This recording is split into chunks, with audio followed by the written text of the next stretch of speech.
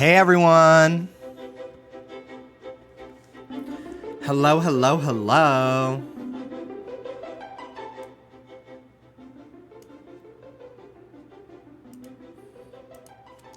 Hey divas, how you doing today?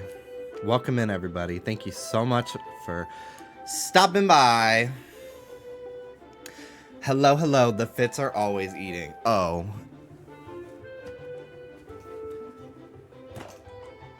Bitch.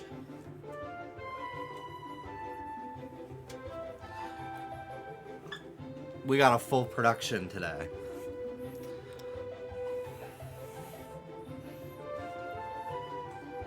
How you doing, everyone? Paul Bunyan. Mm-hmm. Yes, indeed. I'm trying to get some good, like, country Midwest looks for whenever Slater announces an LA date after Coachella. Because I guess they just have exclusivity. Because I think Pink Pantheress also does not have an LA date on her tour, but she's doing Coachella, just like Gaga did last year. And then, like, 2 days after Coachella, Gaga announced a bunch of LA shows. So I'm hoping it's the same for the two of them, because I really want to go to both of their shows. I think it'd be so fun. I would love if Pink and Zara Larsson toured together, but I don't know if that's going to happen. So I'm very jealous of anybody that got to see them both, because I think they did do at least one show together or something. I'm sure she'll bring out Zara during Coachella to do stateside. Kind of like Charlie bringing out Lorde for Girl So Confusing. It's so confusing. Anyway, hello Henry. Hello Graveyard Blues. Hello Mr. Puff. Computah? Show me this guy's balls, please. Computah? Make these dudes super gay and horny. Computah? Make these dudes super gay and horny. Skylian, hello, hello. Hello, Staravia.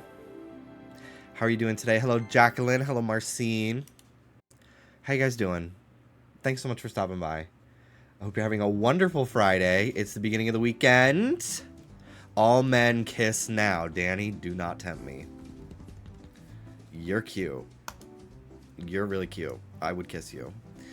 I hope you guys are doing great. Today, got out of the house, went to the mall, did a little mall crawl, just to get out of the house. We went into Hollister. Didn't buy anything. But Dallas was like, oh my god, we should go into Hollister. And it's crazy that that store still exists. I never shopped there as a kid. I bought some stuff as a kid from Aeropostale. I don't think I ever had anything from Abercrombie. I think Abercrombie was a little too expensive. I feel like Aeropostale was like second in command for them all. It was like, okay, well we can go to Aeropostale. But yeah, I never owned anything from Hollister. They had some cute stuff, cute like baggy pants, but I was not interested in trying them on today. I was like, I don't want to do this. Come on in, Ruba. Hi, Scooby. Hi, Soda Boy. Come on, Ruba. Hi, guys. Hi, guys. Oh my gosh. Oh my gosh. Hello, Mandome. How are you today? I hope you're doing wonderful. We went into Pop Mart just because I hadn't been in a Pop Mart in a long time, and it's really crazy. The Labubus are just on the shelf, and no one's taking them. It's really crazy how they've fallen off. I mean, it's like the OG series. Like, everyone who wants them probably has Macaron and stuff. Maggie Spasm! Maggie Spam! Can't read. Maggie Spam! Hello, hello. Welcome in. Thank you so much for subscribing. Appreciate it. Hi, Jimmy. You look huge.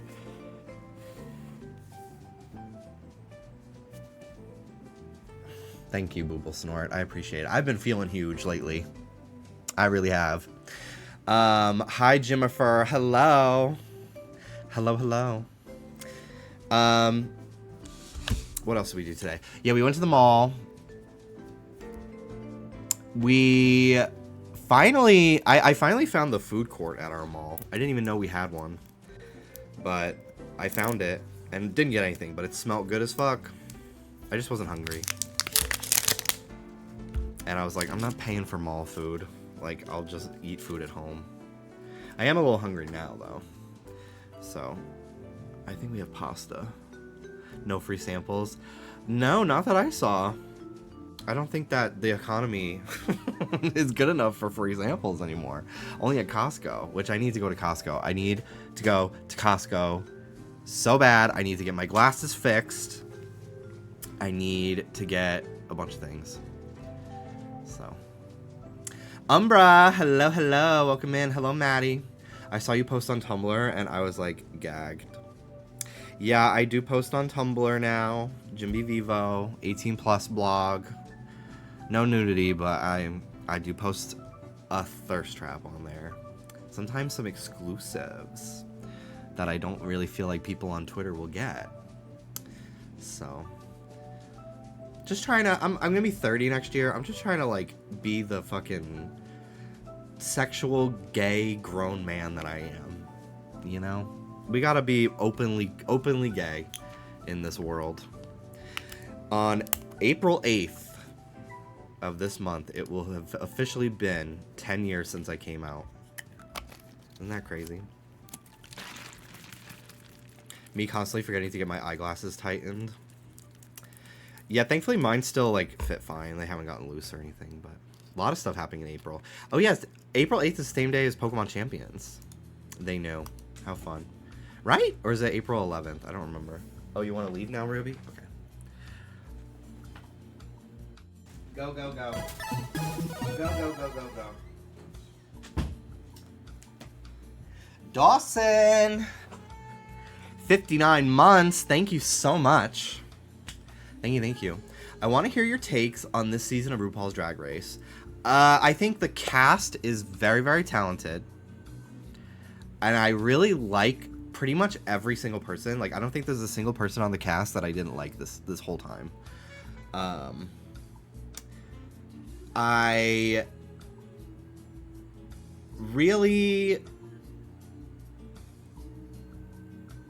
think that a lot of people have kind of lost interest or faith in Drag Race a little bit post All-Stars. With them, where like nothing fucking mattered, because no matter how good any of them did, they had their hearts set on crowning Ginger no matter what, even though she lost every single lip sync in that final Lollapalooza. So I feel like people are a little bit like over Drag Race right now, because they're just like, well, why would I fucking root for anybody? And I personally,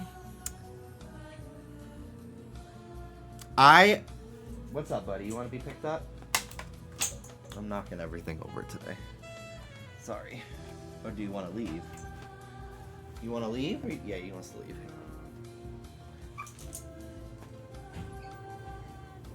Hang on.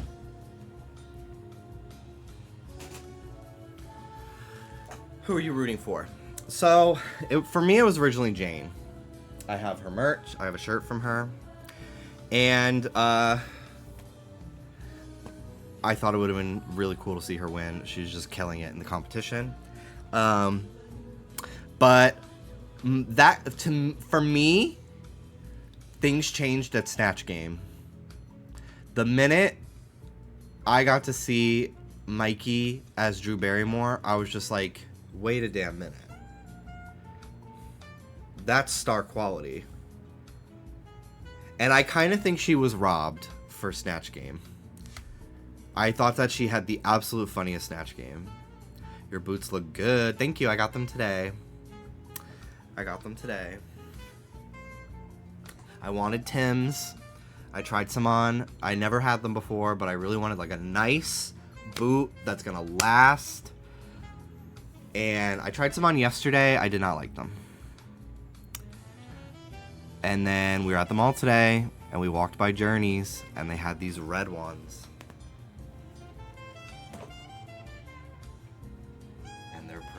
fucking cool. They're pretty fucking cool.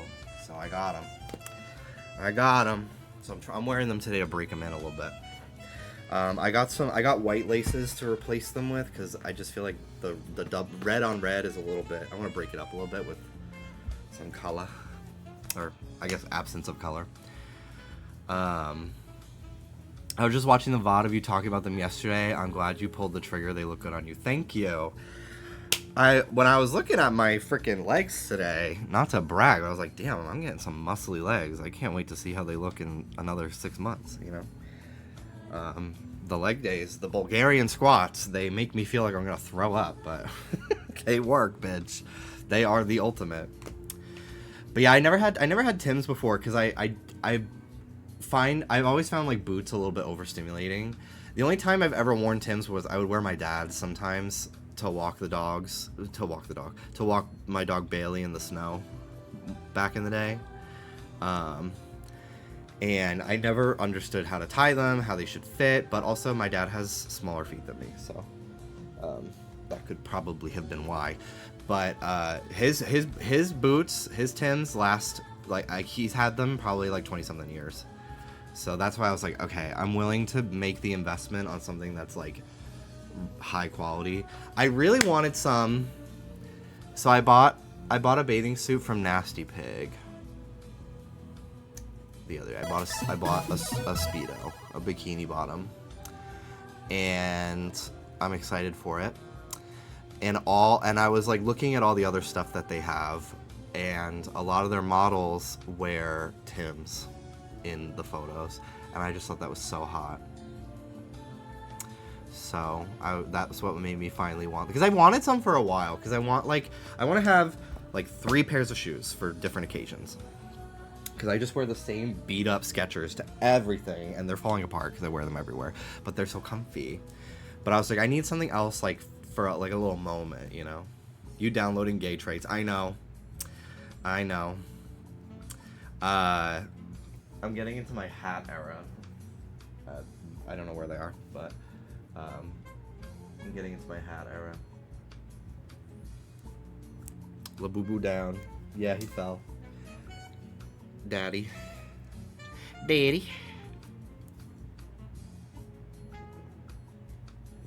Excuse me. 42, bitch. They're good. They're very good. But yeah, so I was like, you know what? I'm gonna fucking get these. They're cool as fuck. I want them. I think they'll look really cool.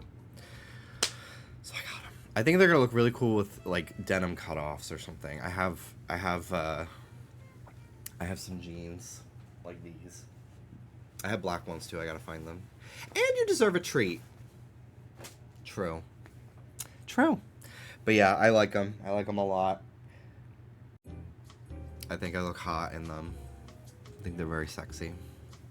It's so funny what gay guys find sexy. Like a huge boot that covers most of your fucking lower leg. But yeah, they're fun. I've never worn like a boot like this before, so I'm excited. They're very comfy on my soles too.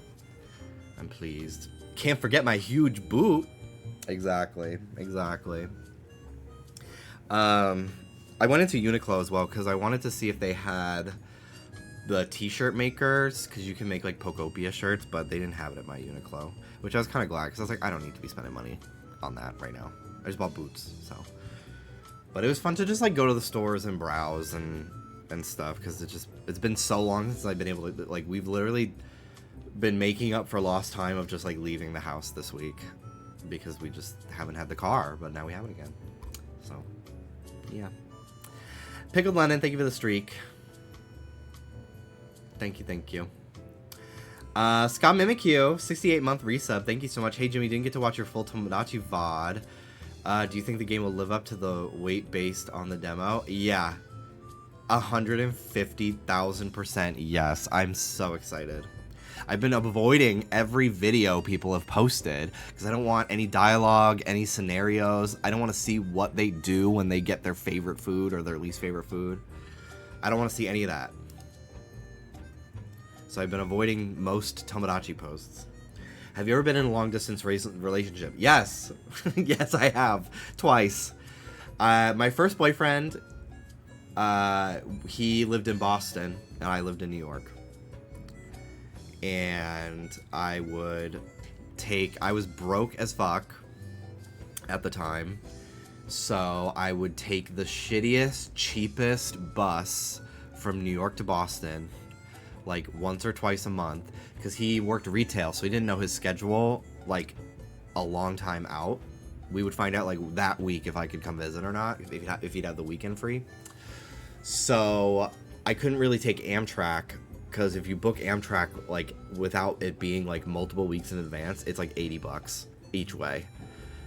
So I only took Amtrak like 1 or 2 times where like we planned it out months in advance, where it was like $20 each way. But because we had such short notice, I would have to take the bus. I used to take Bolt bus, which doesn't even exist anymore, and it was a $10 bus from New York to Boston. And we would always get, no matter what time we left, we'd always get stuck in Manhattan traffic. So it would turn like a 3-hour commute into like probably like 6 to 8 hours, and it was sometimes really, really rough.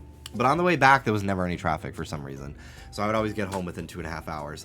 And I should have known that we weren't really compatible. He's a nice guy, like we just didn't have anything in common really, and the distance was tough to justify it as well.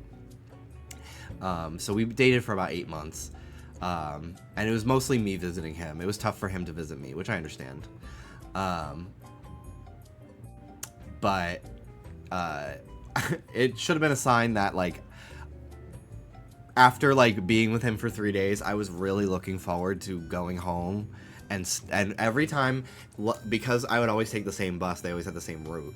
I took Megabus one time to just try something different, and I sat on like the second floor of the bus right at the front, and it was kind of cool when we were driving through the city, but after that it was horrible, so I never did Megabus again. But I would look forward to the bus ride home because we would always stop at this rest stop that had a Burger King. And I love Burger King. I fucking love Burger King, dude. It's so good. It is kind of the Kia of the fast food chains, especially in like recent years with like new challengers like Raising Cane's and Chick-fil-A. I will always love you, Burger King. My dad and I used to go to Burger King when I wanted to kill myself. And when I was like, I wanted to kill myself as a middle schooler. I wanted to kill myself as a teenager. When I wanted to kill myself as an adult, we would always go for a car ride. And they had like the 4 for $5 or something like that. And it was cheeseburger, small fries, 4-piece nugget, a cookie, and a small soda. And so we would each get 2. So it'd be 4 burgers, 4 fries, all that shit. Because it was a bunch of small sizes, so I would just eat a bunch of it, and we'd just sit and drive around, and I would be like, yeah, I just don't want to live. Yeah, I don't know, I just don't want to live. And he's like, well, Jim, just live, okay? Like, he didn't really know how to talk to me, and I didn't go to therapy or anything for most of that. But yeah, we used to go to Applebee's too, and I have a very vivid memory of having a panic attack in the Applebee's, feeling just disgustingly ugly, and the body dysmorphia was crazy. It was right before I started. I was like, I gotta take medicine. But yeah, I remember leaving it was like 9:30 at night. I remember leaving the Applebee's to go sit in the parking lot and just cry about how I'm ugly and I have nothing to live for. And then I went back inside and finished my quesadilla. It's sad. It's actually so sad, but like I can look back on it and be like, God, honestly, camp. Like, how camp? Having a mental breakdown, having a mentee bee in the Applebee's parking lot that was in like a corporate plaza surrounded by like office buildings and like a Hilton and a Holiday Inn Express. Like like there's nothing around. I'm just alone. Anyway. But yeah, we used to get Burger King all the time, and I there's something about their ketchup. I don't think it's Heinz. I think it's something else. But yeah, I love a Burger King burger. It's just like a great cheap burger. I love them. So I used to look forward to getting Burger King me and my found family of everyone on the fucking Bolt bus with me. We'd all get off the bus at the rest stop. The bus would get some gas, and then everybody would line up in the Burger King and get their Burger King, and I loved it. And I remember Billie Eilish had put out that one album that has a song where she samples The Office. And I just, like, I very vividly remember that day listening to that album for the first time and eating Burger King on the bus, romanticizing my life and being like, I don't know if I'm in love. But maybe I am. I don't know. But I have a boyfriend, and that's nice. But I don't know if I'm in love anymore. Oh, well, I'll date him for 4 more months until he breaks up with me, I guess. And then I will be devastated and blindsided by it. I hope he's doing well. I every like once a year I'm like, I wonder what he's up to, and he's got a nice cute boyfriend and he's doing good. So I don't follow him. I don't need that in my life, but you know, did nothing wrong to me. I want nothing but the best for people in life, you know. Thank God it was like just like a very neutral, leaning positive first gay boyfriend experience. Lasted a long time for a first boyfriend, 8 months. Pretty nice. Yeah, that was a long distance. And then, so I was like, I broke up. My Boston boyfriend and I broke up, and I was like, I can never do long distance again.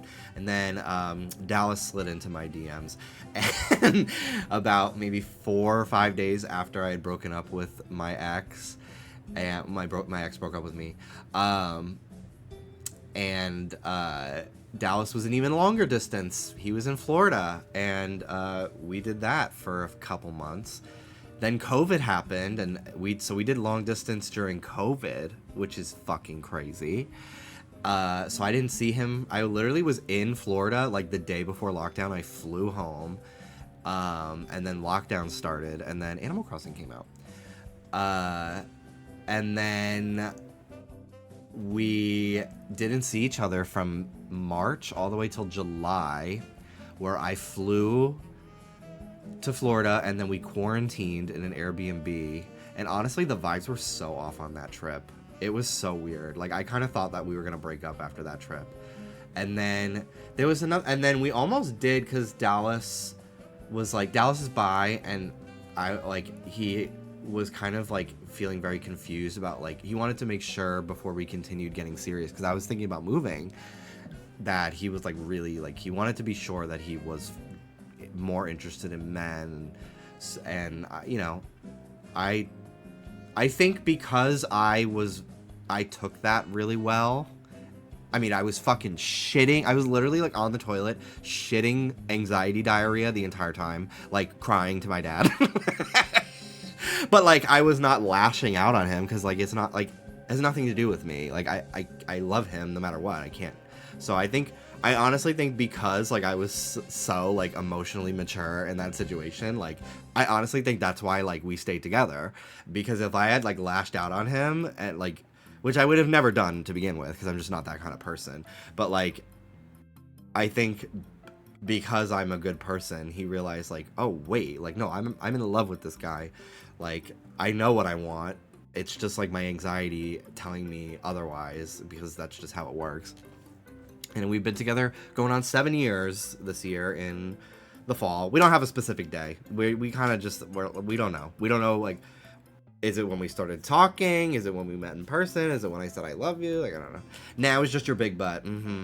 I do have a big butt. I tried on a Speedo today, and it was a fucking double XL that I got off of Amazon.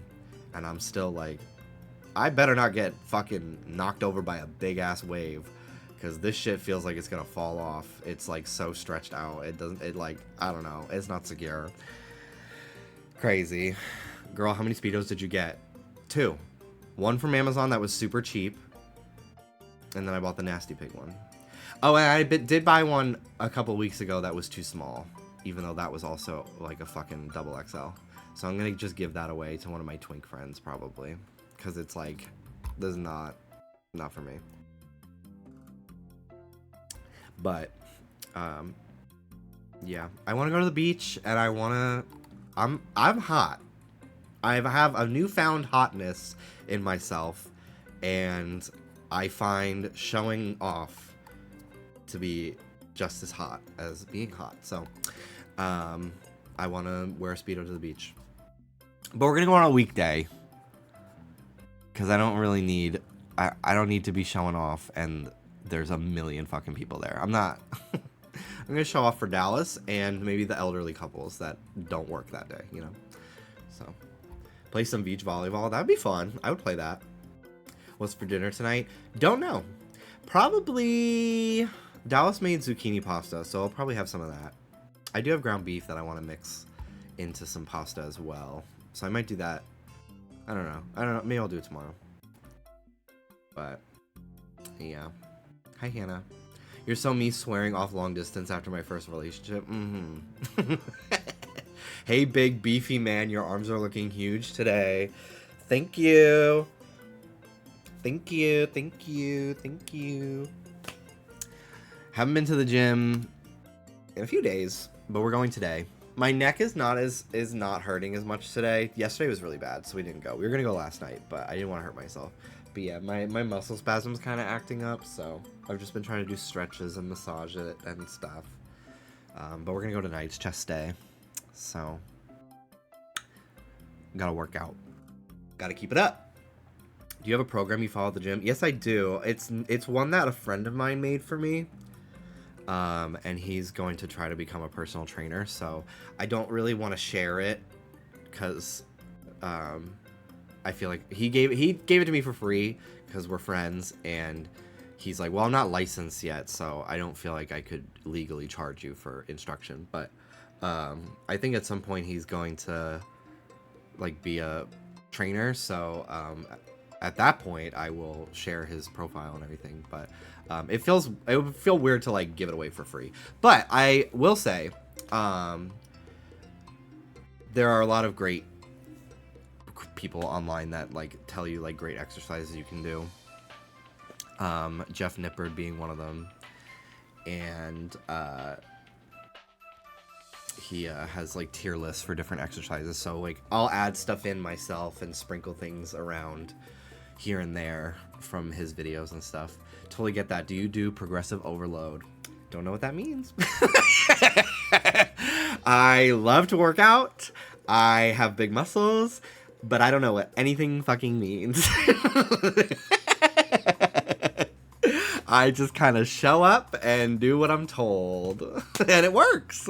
It works. My arms are 16-inch at the moment with no pump, which is pretty amazing because about like a year ago they were like 14 and a half, so feeling pretty good. You want to be a himbo so bad. Honestly, like I've only got a high school diploma, so like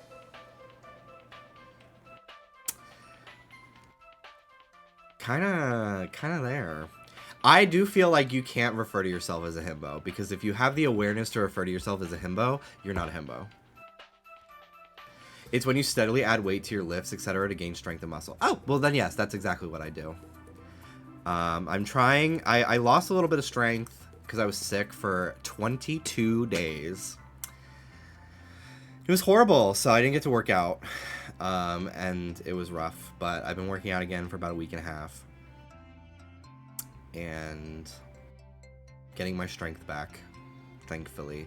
I go very slowly because I don't want to strain myself, but I really want to be able to bench, because I do like I do high amount of reps, medium amount of weight, but I've been lately trying low weight, like medium amount of reps, and then going so slow to like maximize tension, and holy shit, it's fucking crazy. It's so crazy. So I've been like doing that here and there too, but yeah, I was really close to being able to bench 135. That's like my benchmark that I really want to do, and I got really close. I was able to do 125. But then I got sick, so I had to bounce back down to 100. But last time I did 115, so I think today I'm going to try 125 again. But I do, just for like bench, for example, I do 4 sets, 12 reps, 125. That was like my best. 4 sets of 12 at 125, which is pretty crazy. Pretty crazy. So, very proud of that. Trying to bounce back up there. I've decided to start only doing 3 sets instead, so that way, while I've been bouncing back, to not like overwork myself.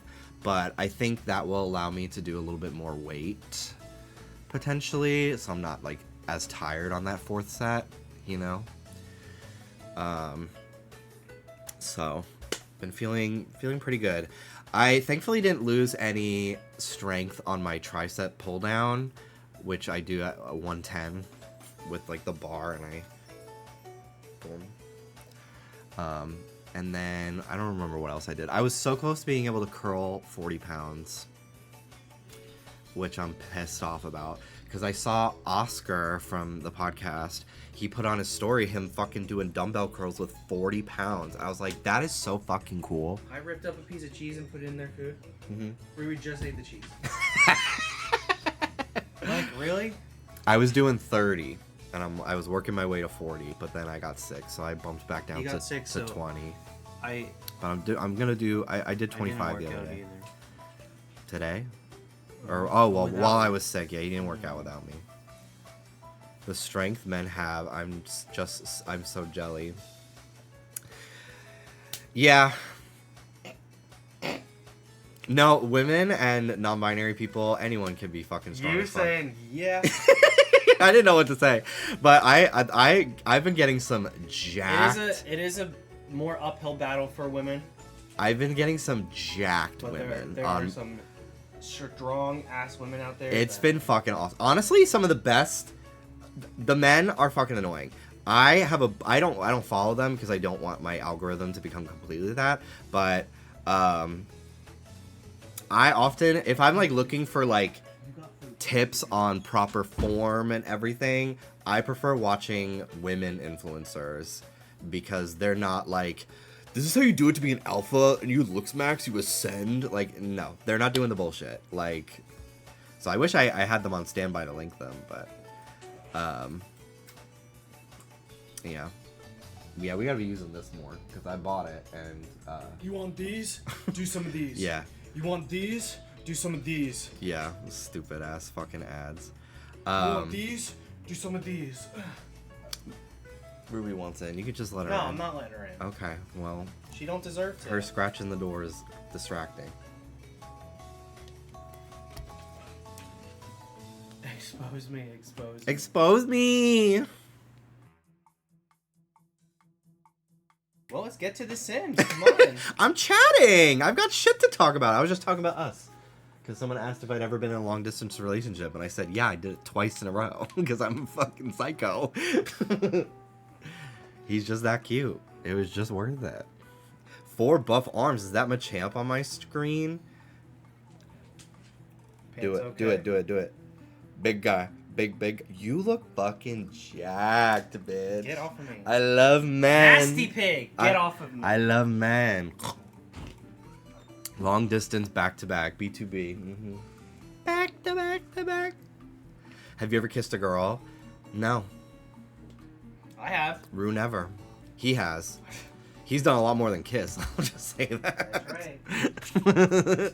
He had a girlfriend for like, what, 5 years before he came out, and Oh, yeah. it's pretty crazy. Don't hit me up. Brain rot skins in the shop. I have to uninstall. I'm so fucking mad about it. Shut up, Alex. Hi, Ruby. Hi, Ruby. My girl. Oh, Ruby. She don't want to eat her food. You can't see her. I didn't give her wet food today. Directly behind my chair. I didn't give her wet food today. Booby! Hi! She's getting hyped. She's getting so hyper. Hi, Rube. Let's go! Alright. She's gonna start knocking shit over, and I'm gonna get annoyed. She got her hair tied back. Yeah, I'm really pissed about the brain rot skins, to be honest. That combined with the layoffs and everything, dude, fuck this. Annoying. Fucking annoying. Will this normalize monogamy in the gay community? I personally only have the capacity for monogamy. Like, I have no interest in ever having like a second boyfriend or anything in my life. But also, like, it's Jimmy made me get these today. yeah. But also, like, being gay, the beautiful thing about being gay is you don't actually have to fucking care about societal rules. So it's really fun to send hot guys back and forth with your boyfriend and be like, oh my god, this guy on Twitter's so hot, and he'll be like, oh my god, this guy on Twitter's so hot, and that's freedom. Oh yeah, the price increase for V-Bucks, Fortnite crew giving you less.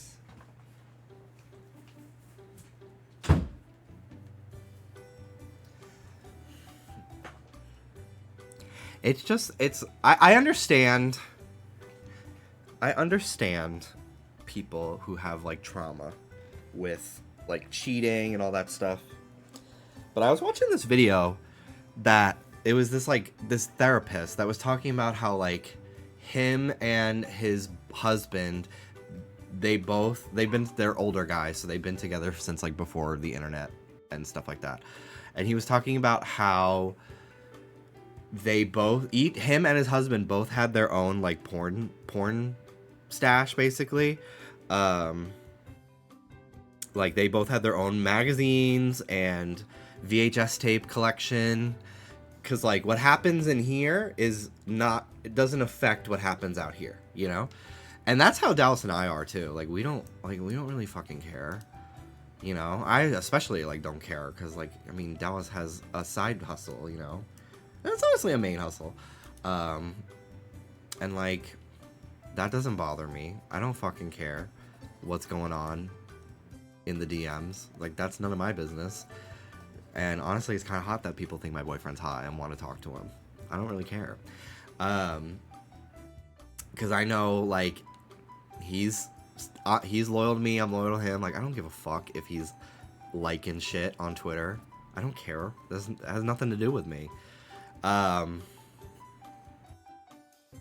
that doesn't take away from our relationship. But this therapist was like, I had a straight couple that I was counseling, and she was devastated that her husband, like, looked at porn. She had no idea, and she was, like, devastated by it, like, inconsolable.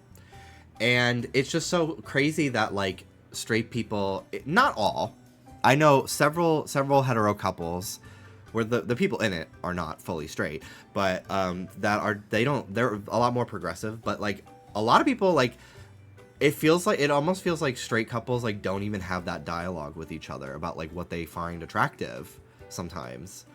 And, like, so much of their relationship is just based off of, like, sex, I guess. Where I feel like, yes, like, obviously, like, queer people, I can only speak for gay men, but I know, like, the therapist was like, the lesbians that I talk to are very similar to the gay men, where it's like, they don't have, like, they don't care. They don't care that their partner looks at porn sometimes. But, like, for a lot of straight couples, like, that, like, if, like, God forbid they, like, follow, like, a different hot person on Instagram, you know? And it just feels like queer people, gay guys, lesbians, whatever the fuck, people who are dating the same gender as them, they're a lot more, like, open about shit, and they care less. And but also, like, they have more in common. They know that they have to have a lot of things in common, which I feel like a lot of straight people, like, I don't know. It's so weird. Like, I can't, like, I never feel like I need to hang out with other people without Dallas. Like, I like hanging out with my friends, but I always, like, tell Dallas, like, you can join our Discord call whenever you want. And he has sometimes, but he has his own shit that he does. But, like, if I'm going out with my friends, I can't imagine Dallas not coming with me. Because, like, I just love that he's around. And he, like, I feel like with straight couples, they're like, oh, the boys need the boys' time. It's a girl's moment, which, like, I understand that. But I just, like, could not imagine. I can't put myself in those positions. Because, like, I want Dallas to be involved in everything that I do with my friends because we have everything in common. We have like 90% of the things I'm into, like Pokemon and TV shows and stuff like that, and movies and games. Like Dallas likes them too. But I feel like, when I think of like the hetero couples that I know that like are not as like on the internet and stuff, so they're like, and I know for a fact that like I'm the only gay person they know. I think about how like I can't imagine them having anything in common, like interest wise, you know.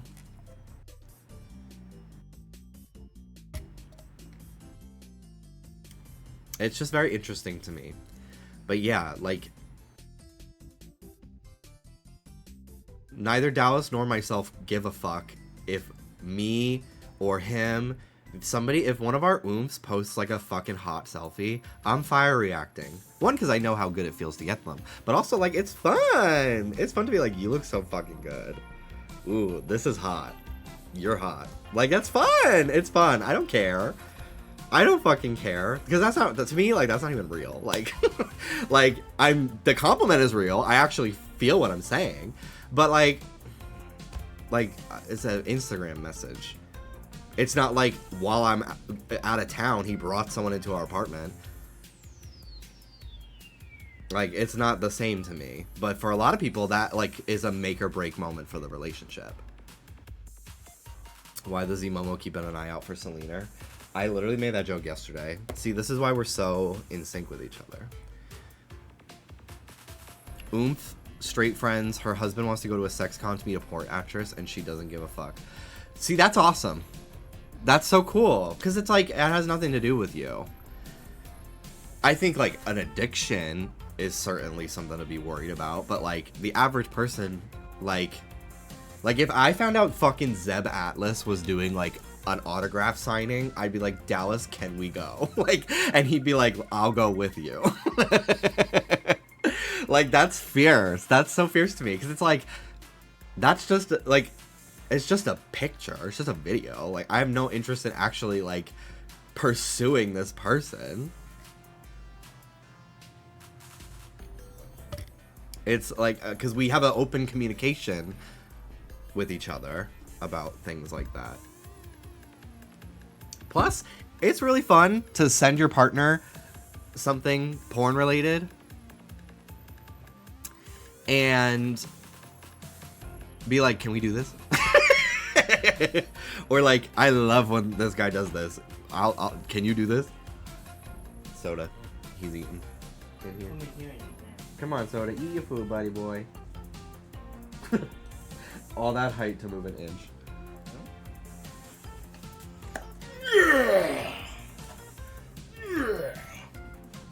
That's a strong man. Don't let Ruby in here. Get out now! Not for you. No food for you, Ruby. You ate yours already. That's Soda's food. No, she didn't. She ate the cheese. Oh, she only ate the cheese. Daleth with his foot on your head. How's your dad? Am I correct in remembering he's the one who raised you? Dallas has got massive, hasn't he? He did it for me. He was a toy when we met. And for himself, obviously, but I'm not complaining. Yeah, my dad, I mean, my mom was alive until I was 11, and then she died, and then it was just my dad, and then my abusive stepmom came into the picture for about 7 years, and I kind of hated my dad for 7 years, and he, like, kind of barely was, like, I didn't listen to him. I don't know. It's complicated. We're better now. I haven't talked to him since Christmas, though, for reasons I'm not sharing on stream. But I don't hate him. I love my dad. But, yeah, I haven't talked to him in a couple months. Buddy, eat your food. Stop whining. Eat. Go eat. Come here. Up. Here's Buddy. Here's Buddy. Hi. Here he is. Hi. Can you eat your food, please? Hi.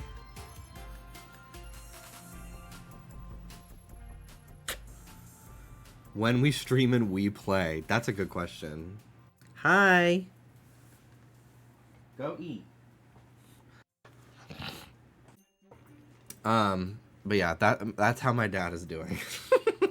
He's doing fine. He's married to a different woman now, who is wonderful and sweet, and I love her. So, you know, he apologized to me for letting the abuse happen for as long as it did, which was great. There's still other things that I have trauma from, but you know, that was a huge part for me. So, and he did finally apologize, which I had already made peace years prior that I was never gonna get an apology, but he apologized, and it was really kind of healing for me. Like, I don't really feel like, I still obviously have like trauma from what I experienced, but it certainly was really important to me to get an apology, because it felt like, okay, I can like finally continue in my healing from my childhood, you know. Hello, Danelle. How you doing? Every time I've been in your streams, I genuinely laugh. If you don't... Hey, go get it. Thank you. I appreciate that. Thank you, thank you. That's my main goal in life, is just to make people laugh. To be honest, like, if I had to lose every quality about myself, but only keep one, I would like to keep my sense of humor. Good, and y'all, I'm doing great today. Good day today. Got up pretty early. Didn't sleep in too much, to the point where I felt like I wasted the day. We went out, went to the mall. Now I'm here, and then I'm gonna go to the gym later. You are very healed as well, and I love your attitude. I'm trying. I find out new things that I'm traumatized by that I didn't realize all the time, but we get through it. Lately, I realized how much I hate watching videos of people on TikTok doing like cute videos with their moms, because I realized, oh, I don't get to like having my mom pronounce Pokemon names, like shit like that. Like, I don't like watching those videos, because I'm like, I'll never have that. That's so cool. Great. So stuff like that makes me sad sometimes, but I have done a healing. I'm the only one in my family that ever went to therapy, so I'm definitely the most healed. Bro, okay. Fine, you can leave. He's just crying. He's not eating.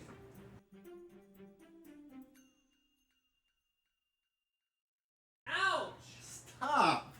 That's actually not fucking funny. That's fucking not okay that he fucking did that.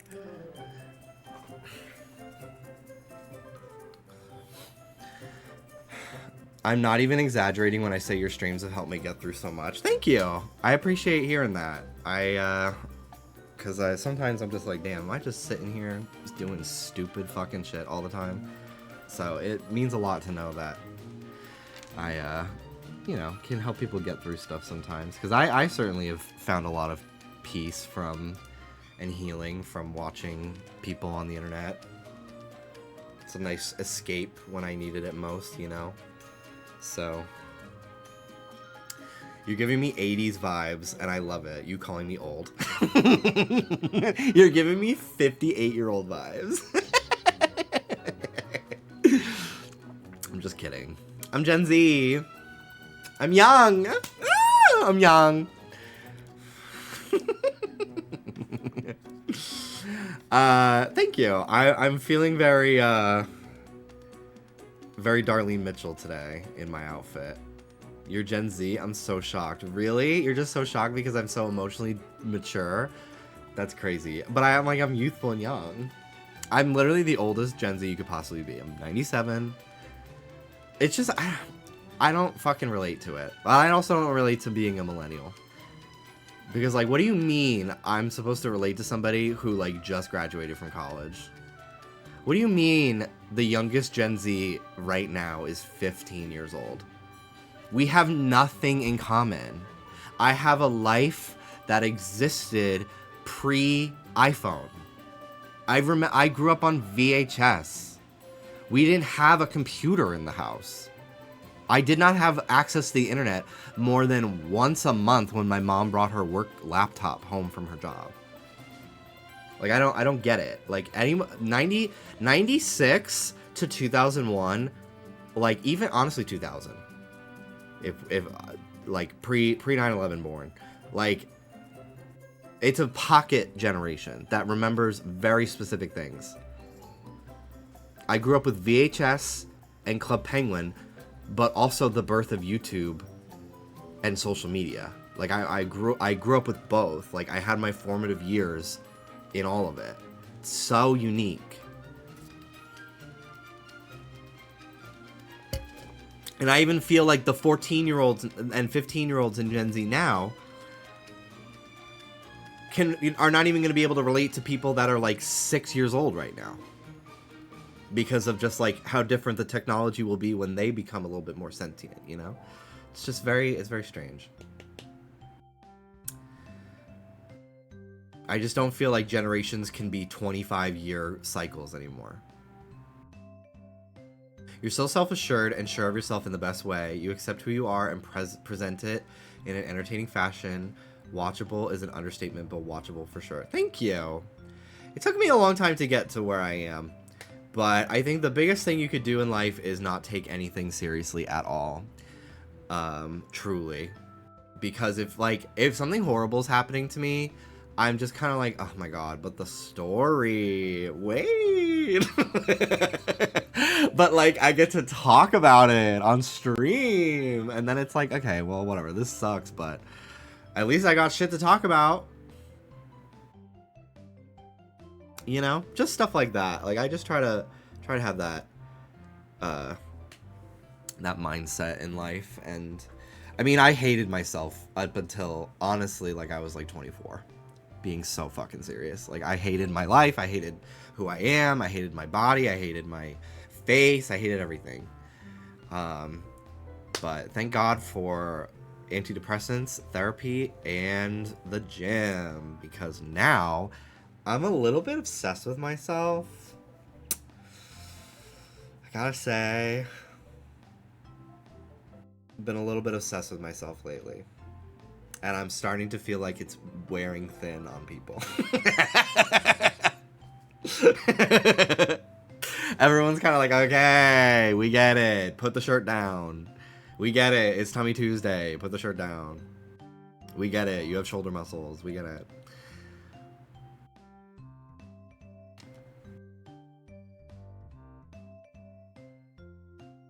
Who were your early YouTube faves? Sonic Toast. Dogu25, Webkin's YouTuber. I genuinely started watching YouTube when it started. Like, probably like 2006. YouTube started 2005, I think. I was shown YouTube videos for the first time, I think, in like 2006. I went over to my friend's house and he was like, "Look what I found," and it was Alvin and the Chipmunk versions of pop music, where it's just they just changed the pitch. So I think one of my first YouTube videos I ever saw was Cranked Out Soldier Boy, Alvin and the Chipmunks version. And also that Pokemon spoof that's like poorly drawn. I'm hungry. Caterpie, yeah.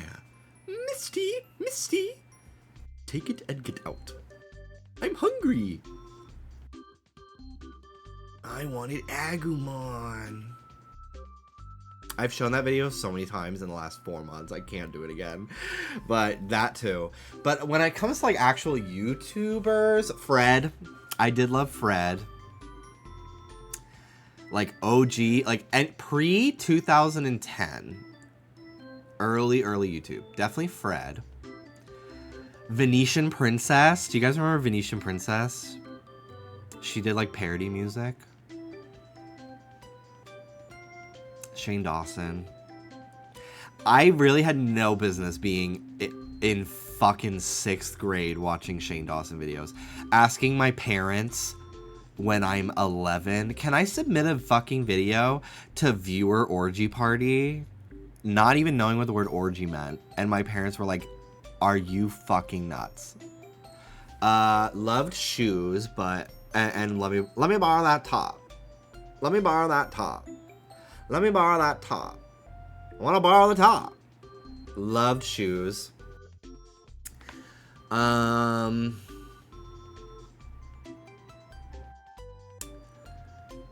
it's tough. It's tough to think. I watched a lot of Sonic videos. Like that Sonic Webkins was how I started my first YouTube channel. It was 2007. I started making Webkins videos with the family Canon, the Lumix. That was the camera. And we had to plug the camera into the computer and upload directly from the camera to YouTube. And a 1 minute long video took 7 hours. It was crazy. And I would upload like Webkins videos. And then I also used like One True Media a lot. And then once I got a computer that had Windows Movie Maker on it, that was when I was like more into like Sonic content. And so I started making my own Sonic videos and stop motion videos and stuff with that camera and Windows Movie Maker. So I started animating and voicing and writing stories like fanfic. I would write fanfic and then animate it with my Sonic figures. And I would like review toys, everything. And I ended up getting like 2,000 subs, which like in 2008 to 2011, like, that was pretty crazy. That was pretty crazy. I deleted my Sonic channel because I had one of my very first anxiety breakdowns, and I didn't know what that was. So I was like, I cannot exist on the internet. Someone's going to show up to my house and kill me. So I just deleted everything. And then I didn't have like an online presence for about like 6 or 7 months. And then I just started making like general gaming content. Pete Dorr. That is who the OG to me, the #1 OG YouTuber who's still doing stuff. Pete Dorr. If you like video games, if you like collecting video games and stuff, that motherfucker, the blueprint. Pete Dorr. That's my answer. I've been watching. I was watching Pete Dorr videos back in like 2008, 2007, 2008. Love Pete Dorr. Shout out. I'm in one of his videos. I'm gonna find it as a child.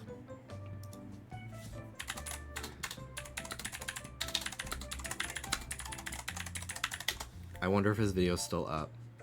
Yeah, it is. This motherfucker, dude. Shout out.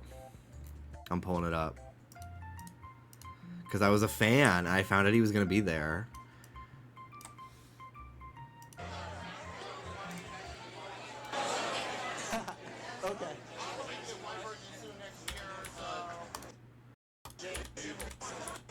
Okay.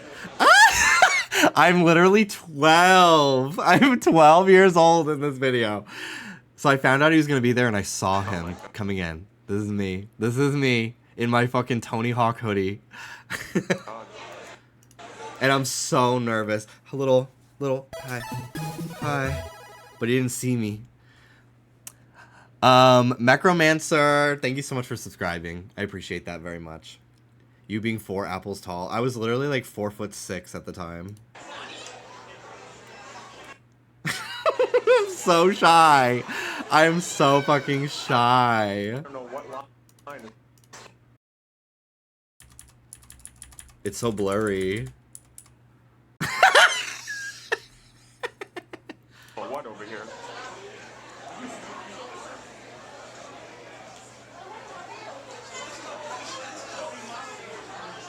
I see what you mean about the new demo thing. I think I'm being watched. Literally clocked. Clocked as a fan. That is me. Can I get a video of you saying happy birthday, Mario? Sure. Happy anniversary, Mario. Ready? Happy anniversary, Mario. This guy was cool too. I liked his videos. What are you doing, like a compilation? Is it going to be on YouTube? What's your YouTube name? Supersonic 1497. Oh, so you know me. I saw you tweet. Yeah, I was like, can I meet you? I was on Twitter in like 2009, dude. 1497, good year. What happened in that year, huh? Crazy. But yeah, that's me. I was so like, whoa. I'm also in Nintendo Minute from that day too. It's one of my alerts. But yeah, Pete Dorr, the OG, that was my my OG favorite YouTuber for sure.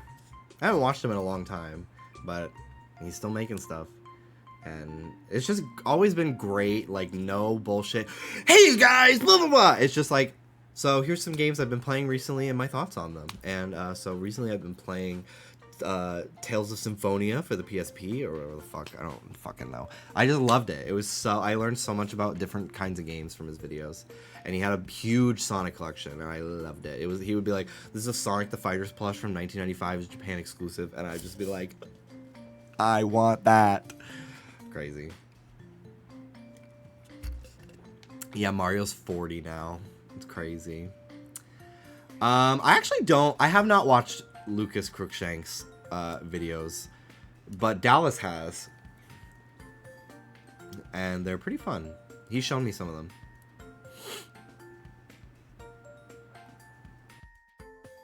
Your life is one of the most enjoyable journals I've had the pleasure of watching, and your writing of stories of your life, delicious. Thank you. Wait, it's Tummy Friday. We need to see a tummy. Boom. There you go. You're welcome. You're welcome. I used to make TV drama shows with my dolls and post it. That's so fierce. I wish I had a Littlest Pet Shop era, but I was like a little bit too old. I was more focused on Sonic, and I think I was too afraid of being gay, like appearing gay. Even though, oh my god, I have another video from when I was a kid. And I've shown it relatively recently.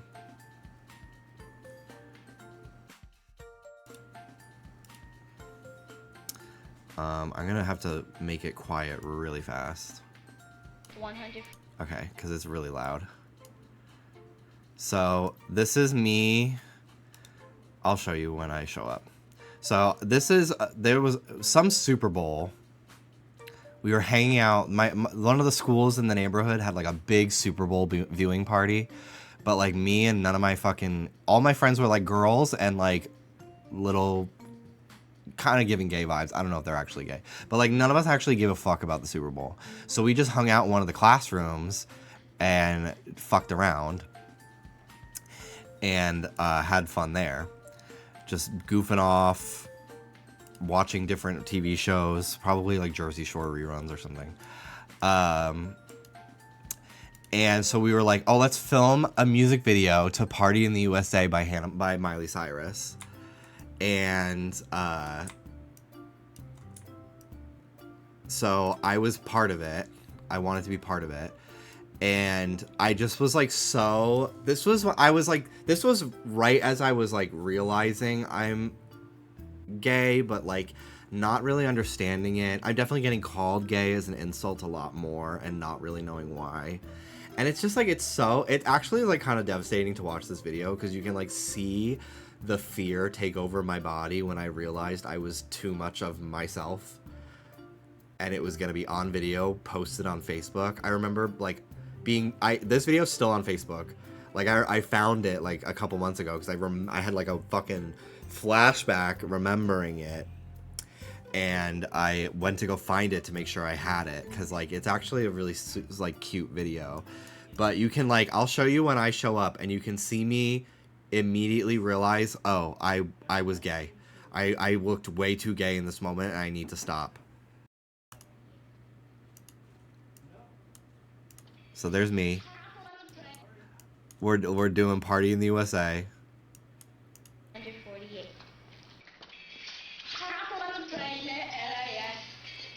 And then I was like, I remember like my body going cold.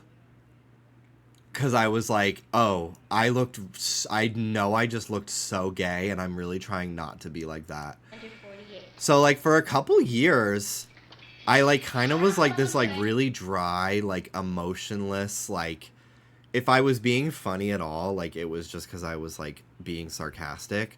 Because, like, I, from, like, 12 to, like, honestly, like, 18, I was just, like, I, like, turned, like, 70% of my personality off.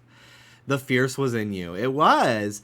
And I remember when I, like, came out and I started to, like, unlearn a lot of those, like, protective, like, coping mechanisms. I remember a lot of, like, people that, like, watched my YouTube videos for a long time being like, oh my god, you're like, this gay shit is so forced, you're so fake, you came out and now suddenly you're this super gay person. It's like, this is who I, like, if I have, like, I need to find, like, really old home videos of me. Because, like, I was dancing and just having fun like this, being free, like, my entire childhood. There's so many home videos of me at age 6, me and my sister dancing to this one, like, Disney, it was like a Disney Channel, like, album that, like, had a bunch of Disney stars doing covers of, like, Disney songs, had Hillary and Haley Duff doing the fucking Siamese cat song from, Lady and the Tramp that is so racist. But, like, didn't know at the time. I was 6. But, like, it had Raven Simone had some songs on it, and we would just, like, dance to that all the time in our house, and, like, just we were just, like, liberated and being ourselves, you know. And, like, I, like, shut this part out, but, like, I've always been this. I've always been this, like, gay, flamboyant kid, you know? And, like, I feel my body go cold, and, like, I have to stop. I have to stop. And I think I'm in this video a few more times. Like, I'm just, like, I'm sitting on the sidelines, like, wishing, like, I didn't do any of that. Yeah. There's me running. Yeah. I don't know what I'm doing there, but I think I'm in an Aeropostale shirt. We were talking about that today. But, you know, I just, like, it sucks that, like, we as gay people, we have to, like, turn parts of our fucking identity off. It sucks. It fucking sucks. And I feel like I'm gonna be 30 next year, and I'm still trying to let myself be that kid. You know? It's really tough. It's really, really tough. And I grew up in New York. Like, I grew up in a relatively, like, forward-thinking state and city. My neighborhood was it was a lot more homophobic than Manhattan, but so that's kind of why it's so weird. My neighborhood is like such a pocket dimension of weirdly conservativeness in the Bronx. It's very odd, but yeah, it's tough. It's very tough. I think going to Catholic school, honestly, like, my Catholic elementary school didn't really feel like it was, like, super conservative. It was just kind of like, it just felt like a school. It wasn't until I went to high school that I was like, oh, like, we're in Trump country. This is crazy. And he's not even running yet. I graduated, like, 2 months before he started running for president the first time. Thank God. I could not imagine going to a fucking MAGA school. But everybody I went to school with became MAGA, and I unfriended them on Facebook. But I still find myself, like, when I interact with people that, like, I used to know while I was closeted, or they're just, like, it's a predominantly, like, straight, just people, like, even if there's, like, women there, just, like, a predominantly, like, straight room, I find myself toning my mannerisms down. And I don't like that. But it's subconscious. It's a protective mechanism that I am still unlearning. Learning and unlearning. But yeah, it's tough. It's really tough. But I feel like, yeah, the last couple years, especially now that I don't live in Florida anymore, I honestly, like, really started to try to lean more into my gayness and embrace. Like, I truly find a lot of power in, like, identifying as a faggot. Like, I think it's the hottest guys in the world are faggots to me. The coolest people in the world are sissy faggots, and it's amazing. And I take a lot of pride in being as gay as I am, in a lot of ways. So I've been, when I was living in Florida, and it just kind of felt like, I mean, I would wear my little short shorts, and like people would point and laugh at me at the grocery store. All the time. I didn't care. It made me get even shorter shorts. Like, fuck off, you know? That's kind of why I wanted to get really big muscles too, because I love the idea of like presenting very masculine but being very gay and flamboyant, and like I feel like people don't want to fuck with me because I'm getting huge as much as well. It was why I started going really hard in the gym when I moved to Florida. But yeah, I feel like I'm just really trying to love my gayness, and like I feel like being like pretty much the only people I interact with on a daily basis in my friend group, in my personal life, in my work life, are gay or queer or fluid in some way, which is amazing. Like the podcast, Oscar's gay, Trish non-binary, Moses Water, like it's a gay show. My friend group, we're all gay guys. We're all lesbians. We're all bisexuals. We're all fucking trans and queer. Like, we're everything. We're queer. We're fluid. None of it matters to us. So I don't remember the last time I like had a long conversation with somebody that is fully straight. You know? So I think that's helped me as well to really lean into being gay as fuck. And I'm very happy about it.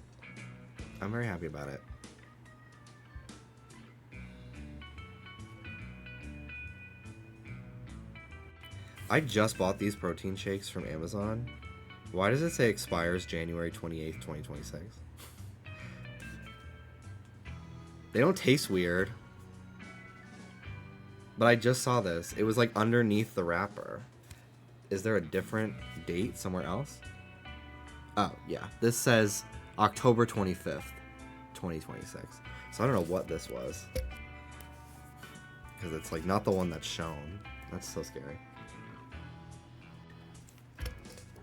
I love that you make being gay okay in the way you do. As a gold star, even older one, as I am now, it's still difficult to fit in sometimes and be openly my feminine self. I live in a button collar place, homophobes everywhere I look. I'm very intelligent and people are not huge fans of my type of homosexuality.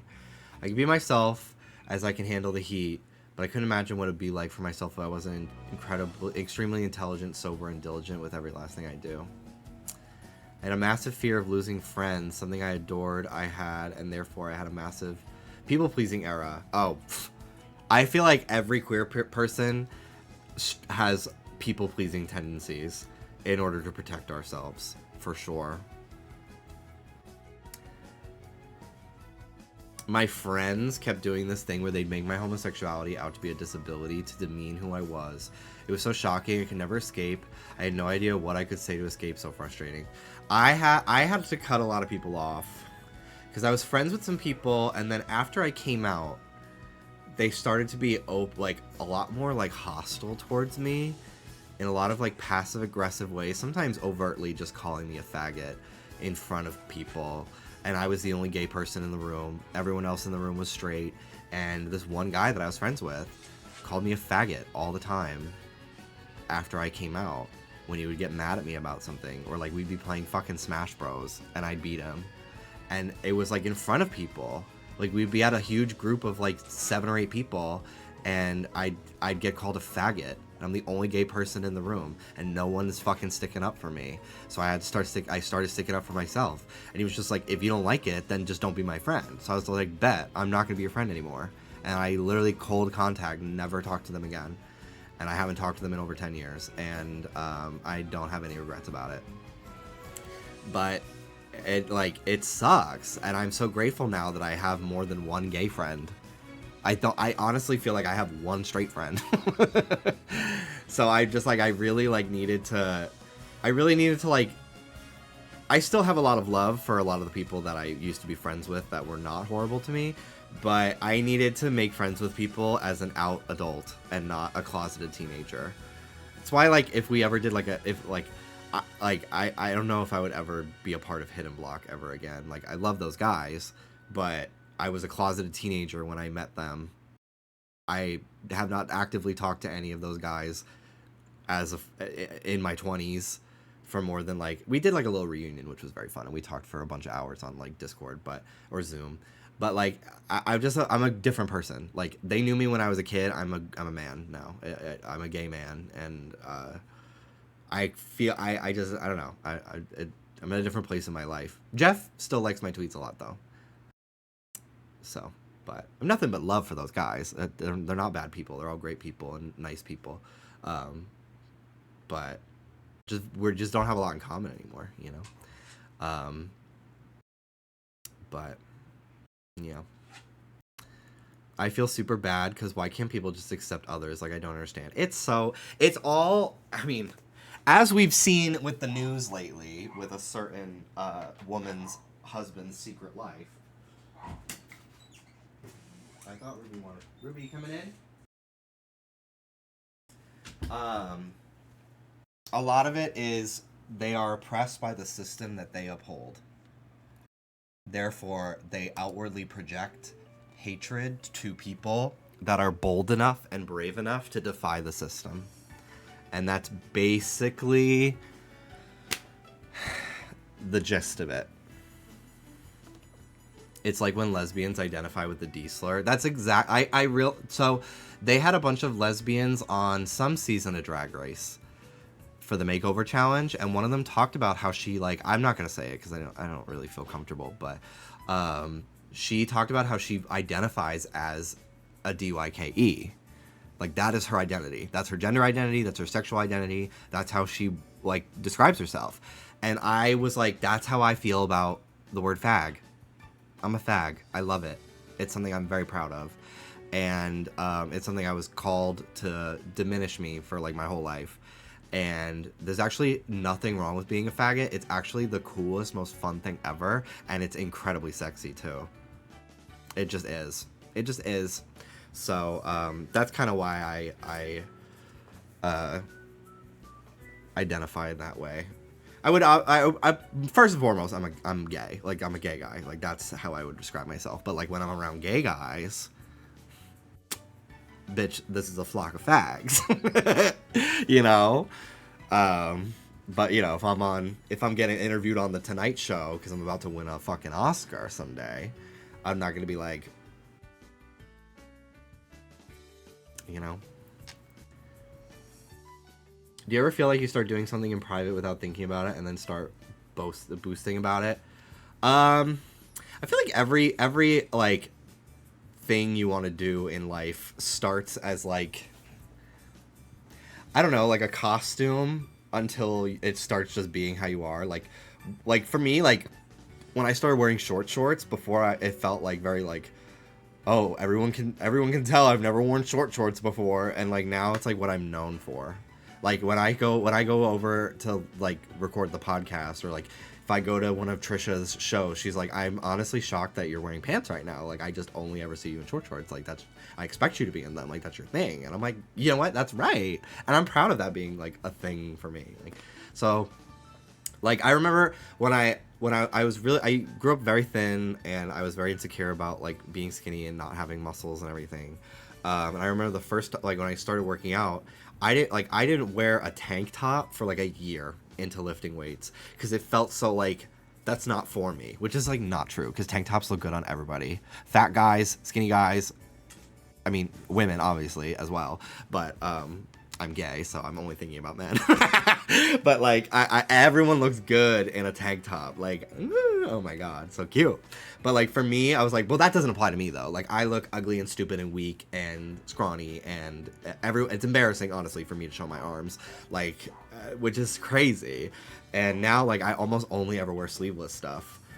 and I have for the past couple of years, and like I did not have muscles the size that I have now when I started, and it's made me even more confident in wearing tank tops, obviously. But like, it all starts as it feels like you're trying something new, and then it just becomes a thing that you just wear all the time.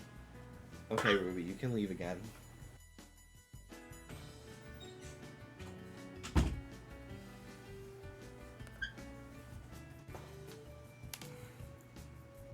Hello, Verur. Hello. People-pleasing tendencies in this economy, yeah. The value of the dollar is not good enough to be worrying about other people in that way. I care about one another, but you know, you gotta put your own fucking mental well-being first a lot of the time. There's limits to it. Every experience I had being friends with straight people was that no fun at all, or they passed limits of saying funny stuff, kind of making fun of my feminine side, just being homophobic. I have none straight friends today. I do still have straight friends, but they are friends with mostly gay people. So like, they're not straight. They just happen to have been born heterosexual, and they can't control it. And I love the sin or not the sin, you know. So it's very different to me. I'm friends with heteros. I'm not friends with straight people. I'm friends with heterosexuals that just happen to be. And like, they're like, look, my life would be, honestly, like my dating life, I would be thriving if I was remotely attracted to women, but I'm only into men. Completely only into men, and they're women. And like, you know what? It is what it is. You can't help it. How do you make friends with other gay guys? There's a big group of gay guys that all hang out in my city, and I've tried to hang out with them to no success. How were you able to find gay guy friends? I'm surrounded with straight couples. So, for me, the internet. Specifically, my own streams. But I'm loving this Jimmy Q&A. I prefer it. I will always prefer talking about something than playing a game. I love streaming games, don't get me wrong. But like, this to me is like, just chatting is my bread and butter. Like, that's what I'm born to do. It's my favorite type of streams. If I don't feel like I have like at least an hour of talking, at least a half an hour of just talking about stuff before my stream as like my monologue segment, I kind of like mentally I'm like, my stream was I didn't do very well today. Like I didn't give the people the show, you know? So I love getting to talk. I feel like we're having some great discussions today. I love talking to you guys. But yeah, I've pretty much every single gay person that I'm friends with, I've met through the internet. Even my boyfriend, we met through doing like Twitter. Like, we were both YouTubers, and we met through Twitter like 2 years before we actually started dating. But Twitter, like, you can especially like if you want to make like I love knowing gay people, but if they are not gay people that also like Pokemon even a little, I don't need to be friends with them. If they don't even like, if they're gay people that don't even play video games, like, we're just not gonna have anything in common. But you like, it's as much as it's a hellscape, like, you can genuinely meet a lot of cool gay people and become friends with them through Twitter. I've been very lucky in that way. I've met some really funny gay people through Twitter. We became oomphs, and then like, we respond to each other's stuff, and it's just fun to have, like, and like, I have a lot of friends that I already talked to, so I'm not necessarily looking to make too many more right now. I'm kind of at my social limit, but if I wanted to, I could be like, hey, you want to be friends on Discord? You want to play Fortnite sometime? Want to play Overwatch? Like, it's a great way to do it. It's a great way to do it. Don't knock social media. Instagram. Twitter's a little bit better because it's more conversational. But yeah. But also look for like gay meetups. Like, yes, going to gay bars, but a lot of people are if you're just looking for like platonic friendships, a lot of people are going to bars to hook up, which is their right, and I wish I had an era like that, but I was too young to go to gay bars. And then by the time I was confident enough to go, COVID happened, so I just never had that era of like, I did date, but through like Tinder and stuff. We never had like a we hooked up at a bar, kind of meet up. But like for example, in New York, they have I think Megami from Drag Race hosts this like gay drag like gaming thing where everyone makes like a look based on a theme, and like they do Pokemon, they do Sonic, they do all sorts of shit, Final Fantasy, like they do like a themed night, and like that is more like, it's more of like a party, less, I'm sure people fucking make out and hook up there, but look for events like that in your city where you can it's like you can like meet other people that have like a common interest for you. See if there is like a gay, it's tough when you're in like a more conservative state or a smaller town, but don't hesitate to try like every avenue to like find like a meetup. Like I'm sure that there is, like, if you like fucking Magic the Gathering, I'm sure there's like LGBT Magic the Gathering nights that happen at like a local card shop, you know? So it's tough, you got to put in the effort, but involving yourself in gay spaces in real life and like interacting with gay people on the internet is a great way to find gay people in your city to become friends with, or outside of your city, and then you travel to be friends with each other. Most of my friends are that I like, gay friends, are people I met on the internet, and as we've been friends with each other for years, like my friend David moved to LA and he lives upstairs. My friend Hannah, she was living here and we moved into her building. So like now I have gay friends that live in LA that I talk to and stuff like that. But then like now my gay friends from other states that I know through the internet, they fly to me. So if you become friends with gay people that like video games, for example, I would assume you like video games because you're at a Twitch stream where I'm gonna be playing a game. Find out, like for me, I met a bunch of people from my Twitch streams that are gay, and if you're not, look inward, because I kind of feel like I clocked you, but but I assume you fuckers were gay. I was like, I'm going to the Pokemon World Championships because they were in LA last year, and we met up in person, we hung out all day, and like that was cool. And now like they were more than just oomps and mutuals, like they're my friends now. So that's really, it's really cool. I thought not a soul can clock. Well, bitch, I don't have a soul. I sold it for fame. Duh. Look at how many viewers I have right now. It was worth it, right? I signed the contract. Let's see what else here. Monkey covering eyes emoji. Thanks. Shout out Tyler Oakley. I love being bald and how cishets are like, but the long hair, because they think I'm 100% a woman. I do love the buzz.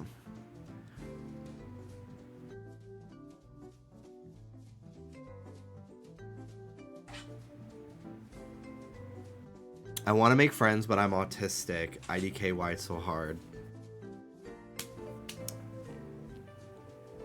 Make friends with other autistic people.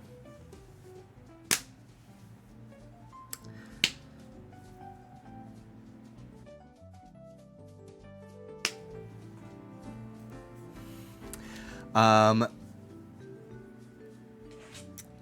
only into men. I'm so similar, although there are many subcategories of gay men within the community that are into different things. That's true. That's true. I have a lot. I don't necessarily feel comfortable identifying with a label, not because I feel shame or anything. I am afraid of people telling me I'm not allowed to use that label because my body doesn't look a certain way. So I don't really feel like I have like a gay tribe or whatever the fuck at the moment. I don't really know how to describe myself because like I'm not thin, I don't have abs, I have a belly, I have muscles, but like I don't think I necessarily, I'm not very hairy. I don't know if I necessarily fit into like a bear vibe, but I'm not a sporty at all, so I'm not like a jock. I lift, but like the connotation of muscle gay is like someone who goes to circuit parties and everyone has like no body fat. They all look the fucking same. Like I don't feel that is not me at all either. So I don't really know where I fucking fit in that department. But Ruby, you gotta decide, baby. Do you want to be in here or outside? Come on, baby. Come on. Come on. Come in the room. Thank you.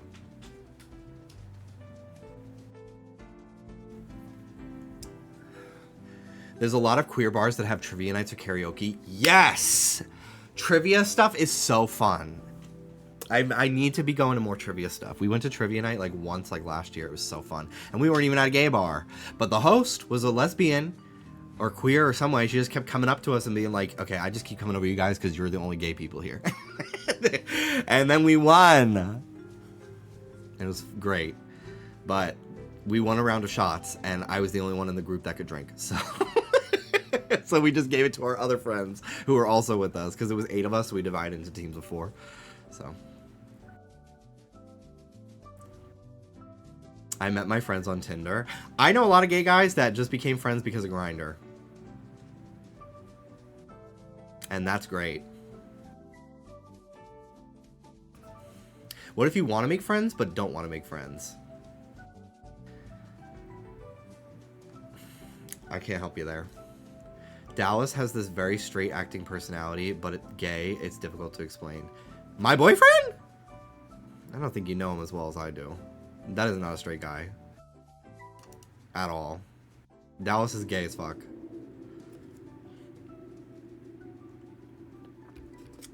I don't think Dallas has a straight acting personality at all.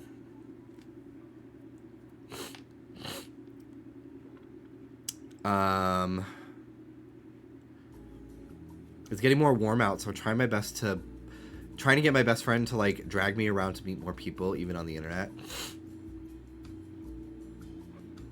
It's nice. It's nice to go out and do stuff. I do love being inside, but I do get antsy and I need to go and experience an activity. Dallas is the opposite. Dallas loved not going anywhere for 5 months. He loved not having to drive anywhere. He loved being inside. And I'm like, if I don't go to the grocery store, I'm gonna kill myself.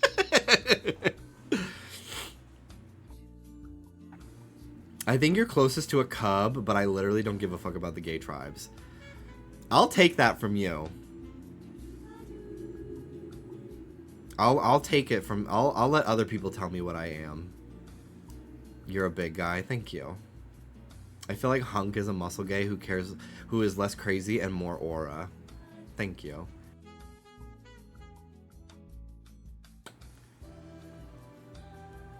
Big guy, SpongeBob pants, okay. I am very feminine, femme clothes, long hair. I know there are gay men that only into men and find me confusing and don't have the brain capacity to handle, and not that I would place that on them to either add hassle to your life, only where you truthfully want to. Again, there's a lot of gay guys that are cool with being friends with all sorts of people.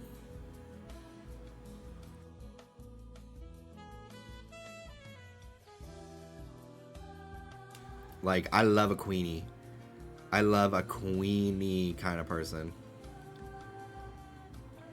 Straight acting, but put into the perspective of only in the gay community.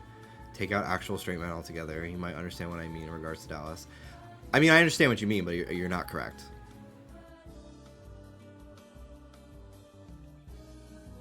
I'm not trying to, like, fight or anything, but, like, I mean, that's my... I've been dating him for... 7 years. I know him a little bit deeper than someone on the internet would know. I think. Just a hunch. Yeah, Alex actually might know more. She might know more than me.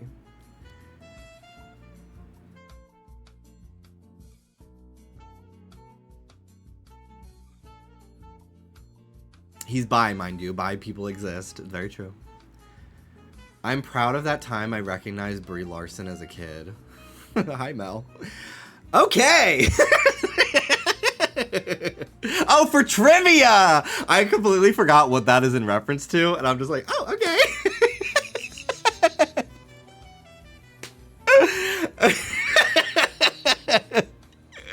I totally forgot I even brought up trivia. Because I was like, what? Like, oh, okay. In Hoot? Me just saying random shit. That's what I thought you, like, I was just like, okay. Did everyone see the Mario movie? I did. I did talk about it yesterday, spoiler free. I'm going to give it like one more day before we go into like the nitty gritty. Because I also want to see it again. And I'm going to bring a notebook and take notes of things I specifically want to talk about. We started a rumor Mel went to kindergarten with Brie Larson. Mel's old as fuck. I'm watching it tomorrow. Okay, yeah, so we won't talk about it. We won't talk about it.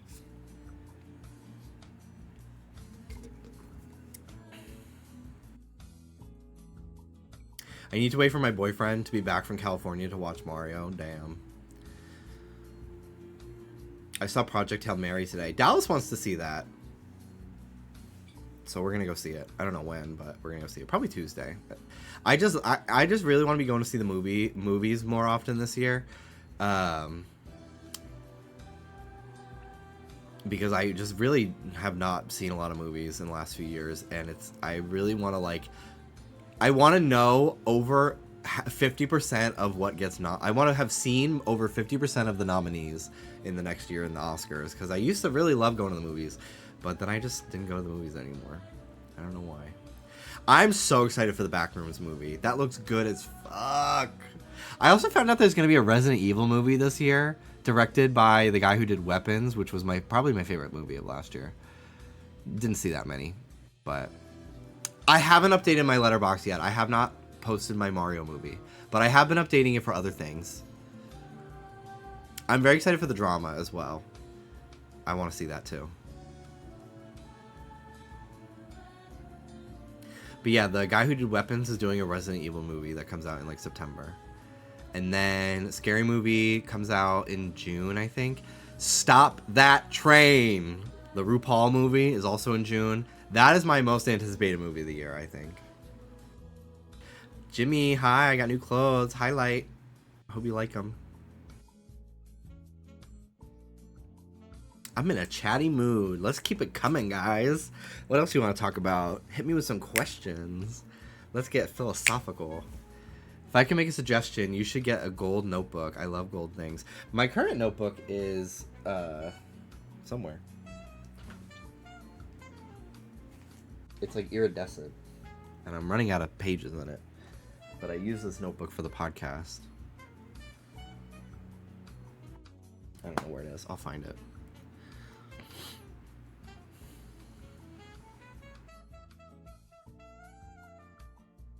I hope the RuPaul movie doesn't have too much AI in it. I don't know if it will. I mean, it could. I shouldn't really say until we see it, but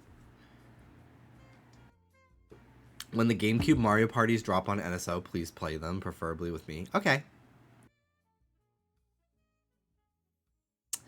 I think I will try out a crop top era. See, where we were talking before about, like, wearing stuff, but, like, you're new to it, so it's like, oh my god, everyone can tell it's my first time wearing a crop top. Everyone can tell it's my first time wearing a hat. That's how I fucking feel all the time. I bought some hats.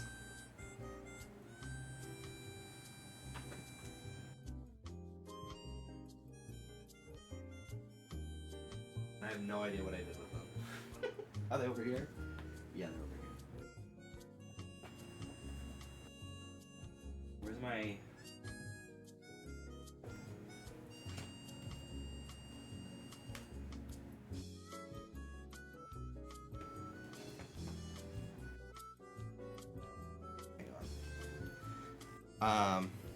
I'm trying to get into wearing hats more, because I've always hated how I look in them. But I bought this cute one, and then I bought a brown New York Yankees one as well. But I seem to have misplaced it, even though I wore it an hour and a half ago.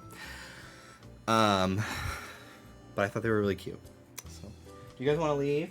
I should pee too.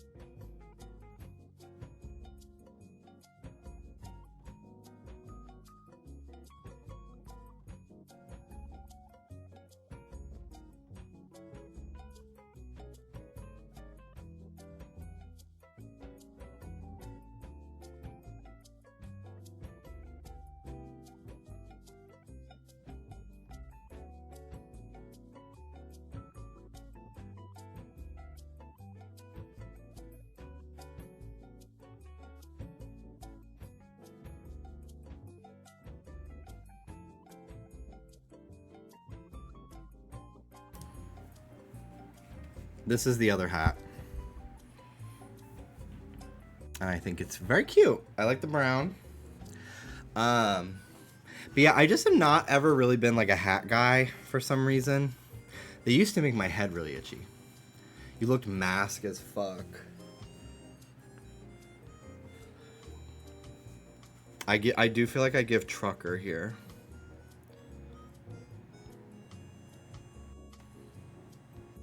You look gay as hell. I know.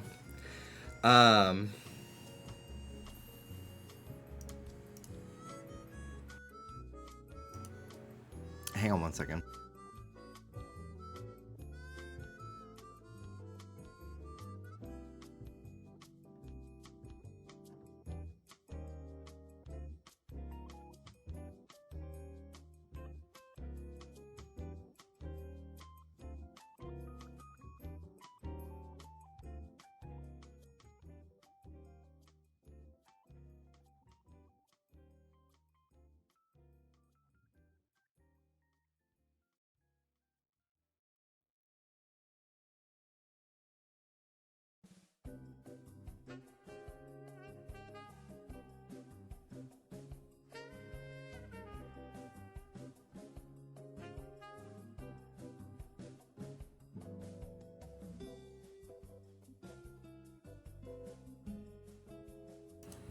Okay, I'm back. I found my notebook also. But I'm almost out of pages. So, and I use it for when I'm editing the podcast. I take notes in it as I edit because I hate using a computer for the timestamps. I just like because I feel like I have my editing window up, my Premiere and everything, and then I have my notebook and I can like write down while I'm editing. So, but yeah, I like this hat. I like it a lot. And then I have this one too, which is pretty cool. I've definitely never bought a snapback before. I've had other like ball caps before, but I thought this one was really, really cute. The like zebra print kind of on it. But yeah, I don't know why. I've never really been, I've always thought I looked weird in hats, but maybe it's just because I'm just like not used to seeing myself in them. I actually don't think I look weird. But I used to be very insecure about my ears being pointy, and I feel like hats always made my ears look really pointy. But wear it backwards. This one I don't really like backwards, but this one I think looks very cute backwards.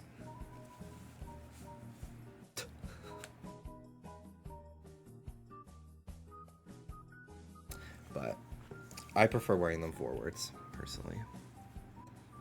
They're very cute. Gay! But, yeah. But going back, so I was saying, like, trying out wearing new things, and it feels like everyone can tell it's my first time wearing a hat. I feel that way about hats. I also feel that way about crop tops. I really want to be more in my crop top era. I have some shirts that are, like, a little crop, so, like, a little belly's poking out. And I love that shit. I get a little turned on seeing my own. But I love that shit on other guys. But for some reason I still get really shy if I'm wearing something that's like cropped. Like that Zara Larson shirt that I bought. I don't know if I'm comfortable enough just yet wearing it anywhere but my streams for some reason. I'm more comfortable wearing the fucking fishnet tank. Oh my god. These are so smudged. I need to use my actual thing.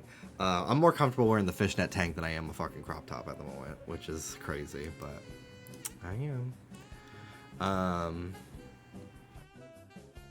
Yeah. Would you ever put a bob wig on? If it was styled for me and then put on my head by somebody else, yes, but I've tried to cut bangs on a wig before myself, and like I kept holding my breath because like the hairs kept tickling me and going in my eye. Like I was so overstimulated. But I would absolutely put a wig on if it was styled for me and put on my head by somebody who knows what they're doing.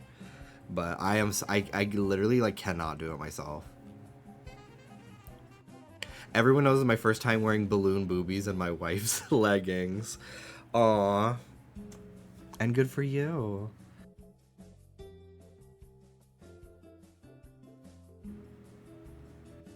I'm eating Dot's Parm cheese pretzels. My pussy is wet. Aww. Feeling gay as hell. Thank you, Novice. Did any Wetsies give a fuck about the new BTS album? No, sorry. I don't know. Is Jimmy's ear okay? My ears always look red as fuck when I'm streaming. I think because of my webcam. But like this ear in particular always gets really warm. And I think because it's like closer to the light than this one. But yeah, for some reason this ear always gets really, really red. But like on like if I took a picture of it with my phone, it's really not that red. Like, it's no more red than my other ear. It's kind of just the... You did just have a hat on. I did just have a hat on. But it's kind of just how my ears just get like that. When I'm talking a lot, and I'm like... My ears just get warm. But yeah, this ear has a fan facing it. This ear does not. There's a bunch of lights in here. My office does get very hot, so I mean, it makes sense that this is the ear that's cool to the touch right now.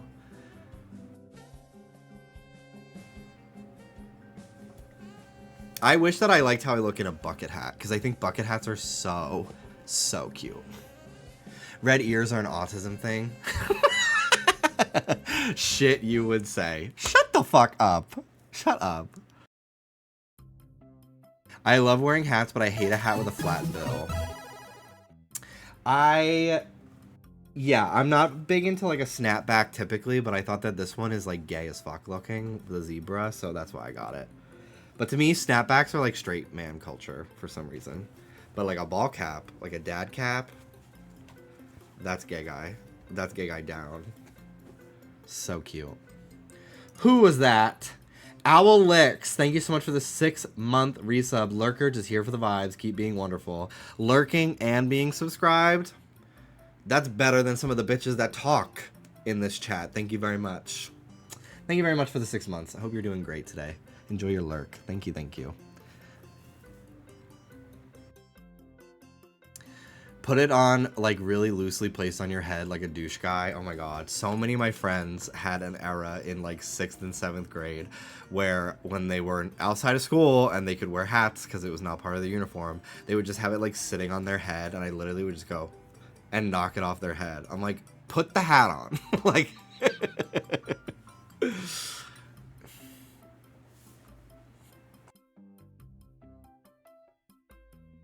Nappin asking why is my ear red like 5 times. I'm fine. I'm fine. Dude, I tried wearing hats and then someone told me that it looked like I didn't wear them, so I cannot try ever again. I would have killed myself. So, yeah. I used to journal a lot when I was really depressed. And then as my life got better and I had stuff I didn't have enough stuff to write about every day, I would go multiple days without journaling, and then I just stopped. I haven't journaled since like 2021.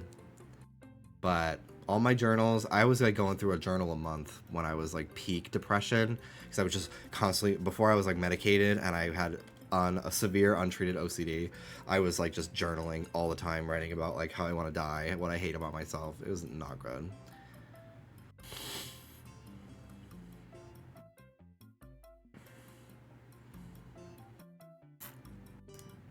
The worst thing you could tell anyone, you run funny. Oh, okay. Oh, okay. Because I was wondering if I did. Thank you. That is fucking diabolical. Because, like, God forbid they're in a situation where they have to run for their life and they're going to be thinking about how you think they look funny in this moment. Jimmy, should I make one of my gay Sims get pregnant? I'm not into that shit, like, at all. Which is tough as a belly enjoyer. Because I'll be following someone that has they're a hot guy with a nice belly, and then he'll tag that shit mpreg, and I'm not into that personally. But I am proud for the people that are, but I'm like, no. And that immediately is like, oh, not for me. But if you're into it, you know, live your life, follow your heart. Being told, is your leg hurt? Why do you walk like that? God forbid I be autistic. Damn. I don't think I ever got made fun of for the way I walk.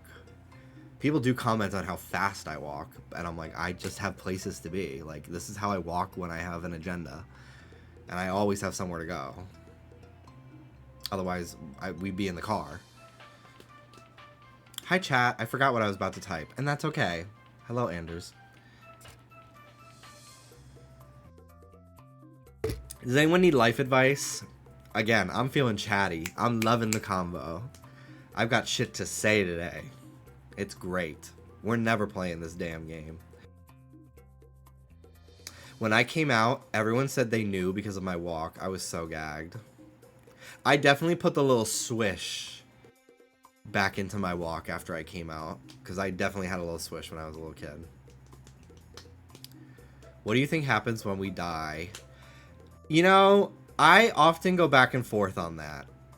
Because on the one hand, I kind of don't know if I believe in anything. Because I don't necessarily believe in, like, a god or, like, what organized religion believes. Like, I think, like, our energy goes back into the earth and finds... It appears in, like, new ways. But I do like the idea of, like, an afterlife. I think I believe more in reincarnation than heaven. Personally. But yeah, I'm kind of the mindset of, like, I don't know. It kind of, like, stresses me out to think about too much, because I just am afraid of death in general. But I'm kind of like, well, I'll cross that bridge when I get to it, you know? You know? Should I get back on the apps this year?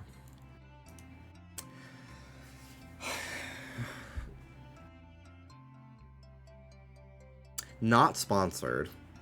They do sponsor Not Loveline. But Tinder does have a new double date feature. And I would love to know how that goes for you. Personally. That is like the big selling point in the ads on Not Loveline. Is Tinder double date.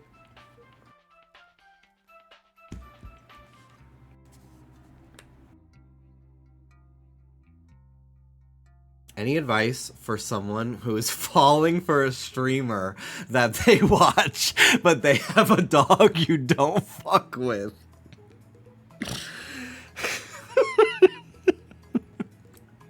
Girl, I think you just gotta go for it. Tell them how you really feel. You might be surprised at the response.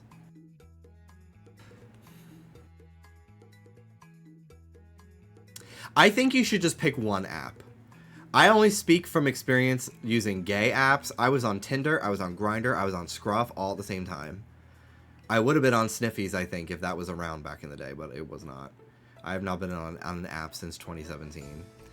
I've met all my, like, boyfriends off of social media, like Twitter and Instagram.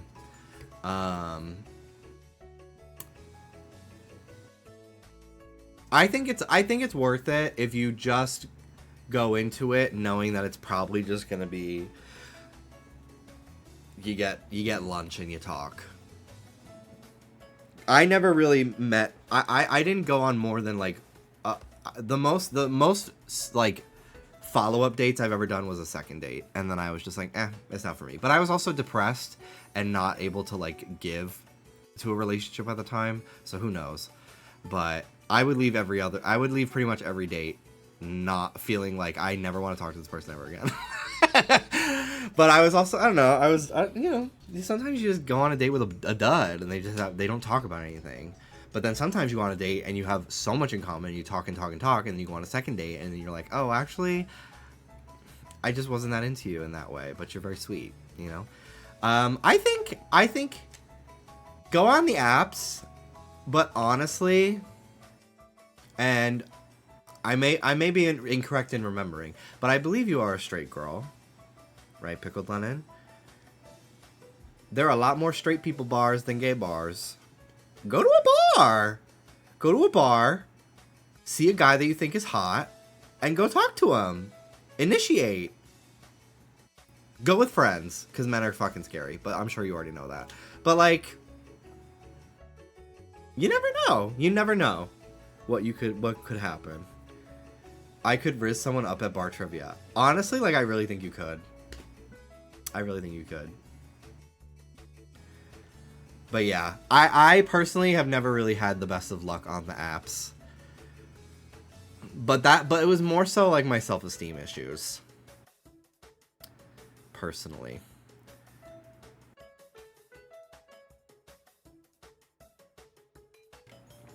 Who is digging a tunnel out of the Kia Asylum? Bitch, I think Zara Larson, she carved that shit out with the spoon. Like in, what's that movie? She's already out. I think it was her. I think our souls travel to another galaxy and we start living a new life there. That's fierce. Yeah, Shawshank Redemption, that movie. Fuck a app. I still haven't listened to the new Robin. I need to. You look so much like a dad when you cross your arms like that. Like this?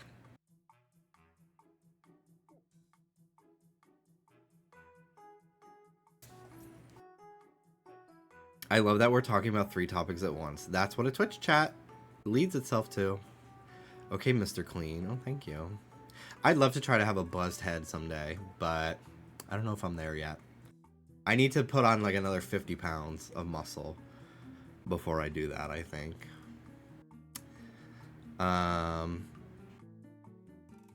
Yeah.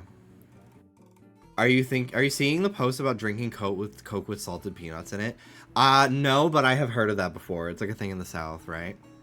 It sounds disgusting to me, but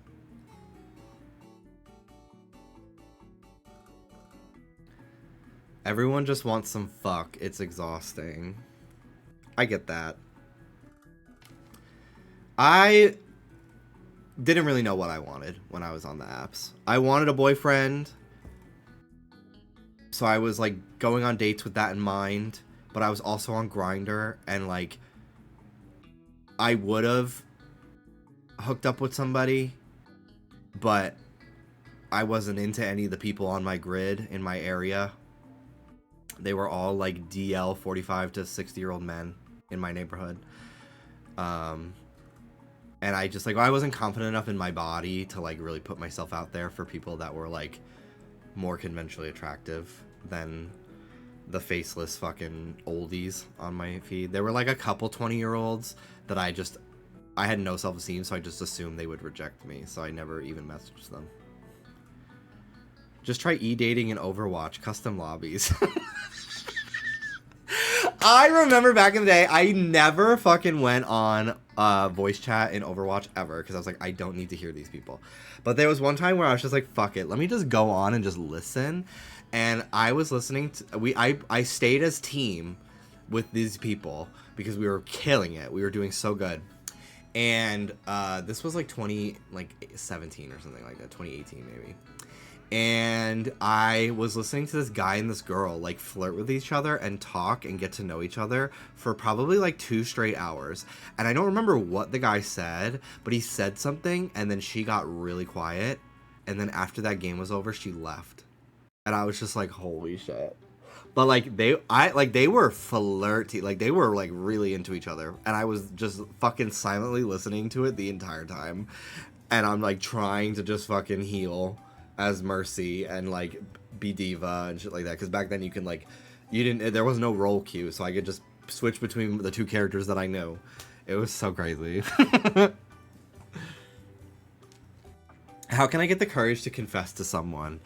At a certain point you reach an age where you're like, who fucking cares if they reject me,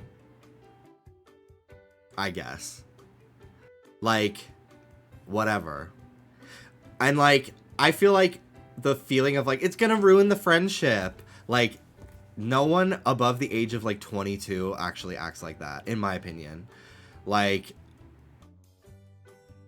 I've had people in my life like tell me that they had little crushes on me, and then we stayed friends. Cause like, okay, well, I'm not into you like that, but I'm flattered.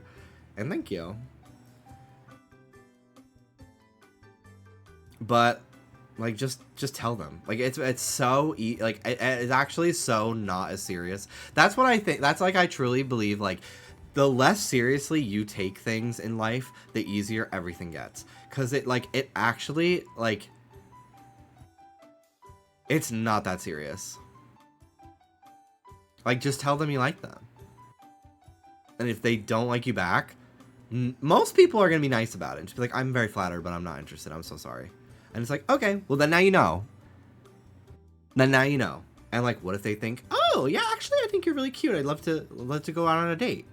Boom. There you are. Girl, we're in a war. Tell them. Sherbert's in Australia. I don't know what they're doing. But, like, who the fuck knows what's going to happen?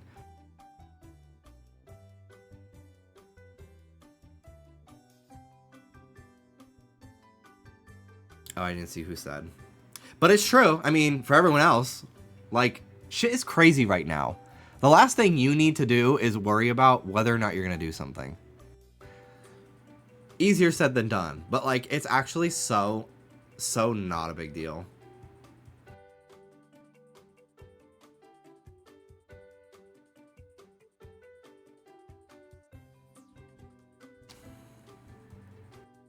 I just feel like dating apps never do a good job of actually making anyone sound appealing.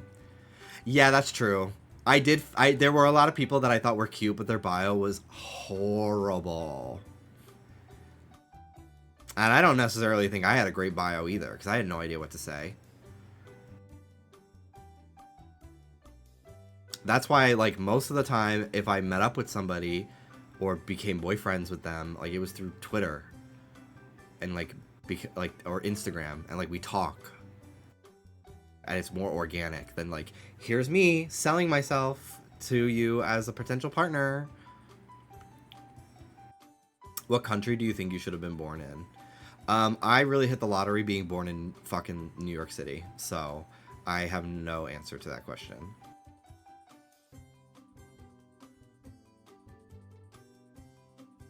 Put the ball cap, tip it over your eyes, and cross your arms.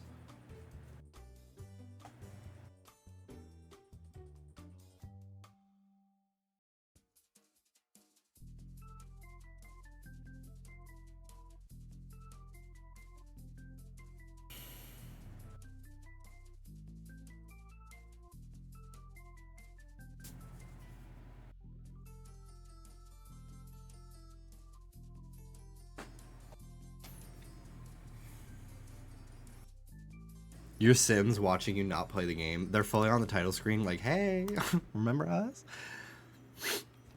Apparently, Japanese people on Twitter discovered it as Americanism. Oh, the peanuts and Coke. Ew.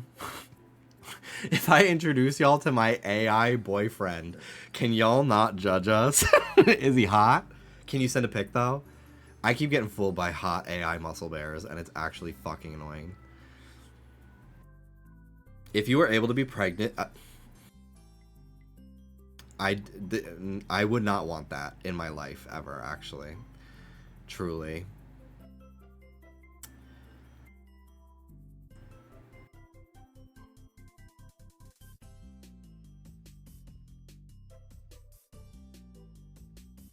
Our petrol prices are so fucked up. People are walking to work. Gas prices in LA are really high right now too. We just drove past one that was $6.19. And, like, we're not even in, like, downtown or anything. The prices as you get further into, like, actual, like, Los Angeles are insane.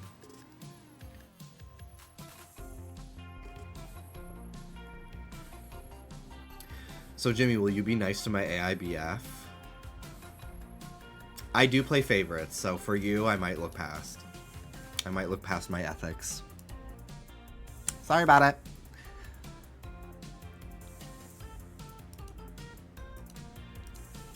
I think the biggest problem, I mean, I'm only speaking as a gay guy because gay guys are fucking crazy. The biggest problem with a lot of those, like Tinder and oh my god, Scruff especially, because Scruff has a fucking leaderboard. Scruff has a fucking leaderboard of who's the most popular on the app. Isn't that insane? But a lot of people use their their dating apps. They're not actually dating. They just have accounts on there and they use it to, like, plug their Instagram. At least in big cities. Like in New York, I bet most of the people were like trying to be actors or models. So they had their Instagram linked to their Tinder, and they were not responding to any of the fucking messages. But also, yeah, I don't know if Scruff still has a leaderboard, but when I was using it in 2017, they did. Yeah, I will wear a hat when I play Truck Simulator, absolutely. Didn't know we were serving for dinner tonight. The Bears are so obsessed with AI, it drives me mad. It is fucking crazy. The amount of guys that I followed on Instagram, because I was like, oh, they're really hot. Then they fucking changed their profile picture to like AI Studio Ghibli of themselves. I like blocked so many. It's actually crazy. Hello, Ash. How you doing? Welcome in.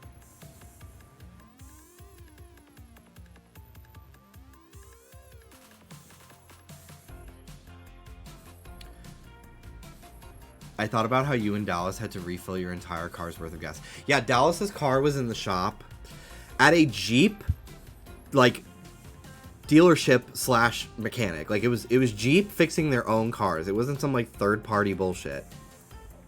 They didn't clean the car. They didn't put air in the tires. And they gave us the car on E. We honestly didn't even know if we'd be able to make it down the block to the gas station. Is that not fucking crazy? Like, they didn't, like, courtesy fill the tank for us? So fucking ridiculous. It was, like, $80 to fill the tank. But thankfully, his car has pretty good gas mileage. We've done a lot of driving this week, and we still don't need to, like, refill. So. But it's fucking nuts right now. Granted, we were in downtown LA, so the prices were, like, almost $7. More towards where we are, it's, like, in the 5s, which is still not great. But...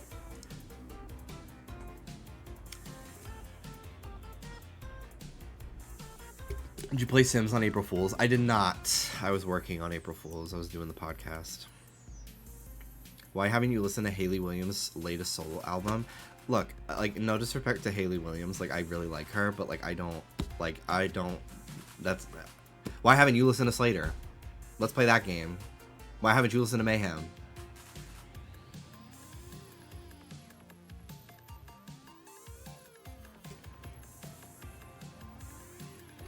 I did. Which one? I was here for your stream. I'm cranking up! Also, I honestly didn't even know Hayley Williams put out a solo album. So I probably will listen to it. But I just want to be annoying to you. Because I do like her.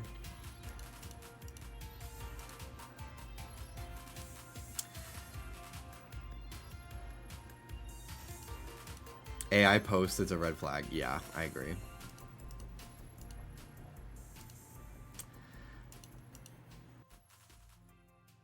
How full was the car before you took it in? I honestly don't know. It got towed, so, like, it didn't even matter. It's not like we drove it there. It just wasn't starting. But yeah, I honestly don't even know what it was at. Definitely not E.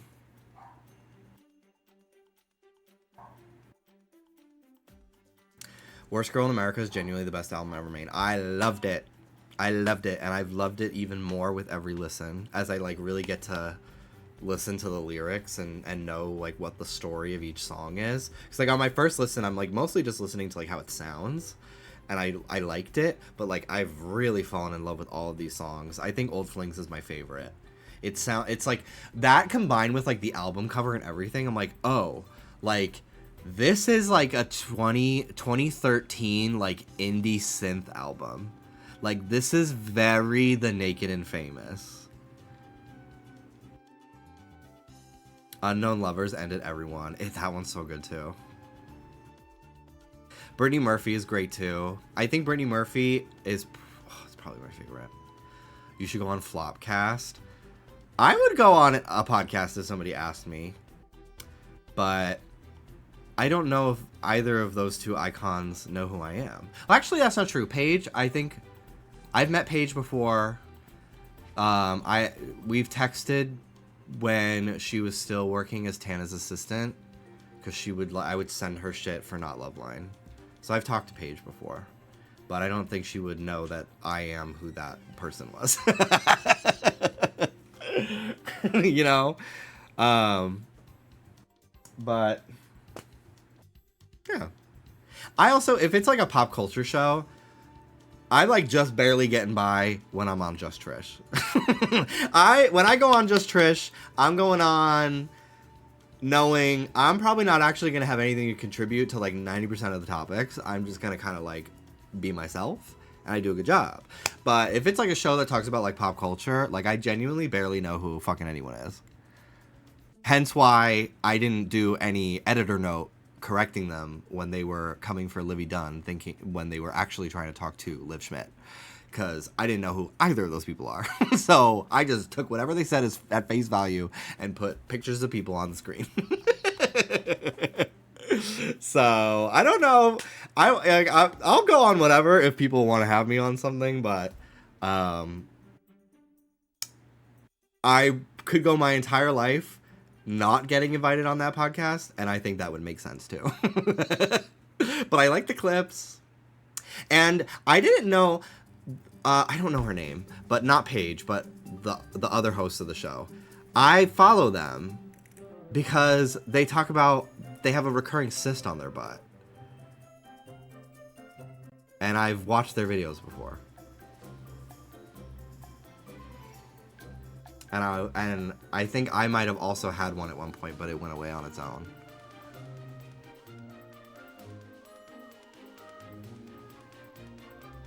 Have you been keeping up with Kim Petras' latest singles? Probably.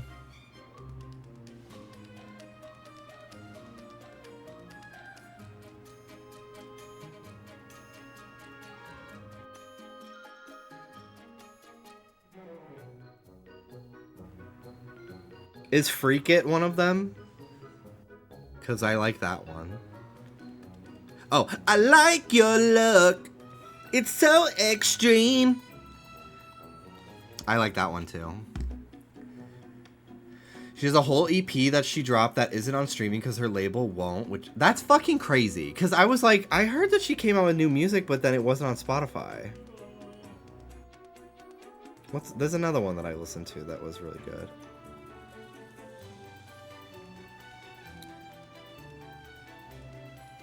Pop Sound.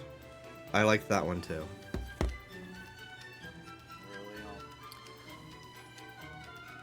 These are my MeUndies. I've got 2 pairs of them. Is he serious? What music are you playing? The Sims. I've listened to a few Nina like that Geraci game you songs. used to play. I like iPod Touch the most, but I've also only listened to like one other song. That one that's like an acronym. I like that one too. Have you listened to Chase Icon? No, but I've heard of them before.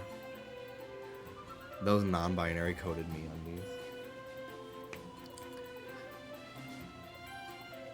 I love a little animal print lately. I really do. People go fucking nuts when I wear my cheetah print. Or maybe they're leopard. I honestly don't fucking know. Well, you better figure it out. Fucking poser. It is what it is. Or is it giraffe? Y'all doing something fun? I need company while I fry katsudon. Honestly, not really. Watch your fucking mouth. Keep scrolling. I'm having a great time. He's giving life advice. I've just been chatting. I've just been chatting today. I love a chatting stream.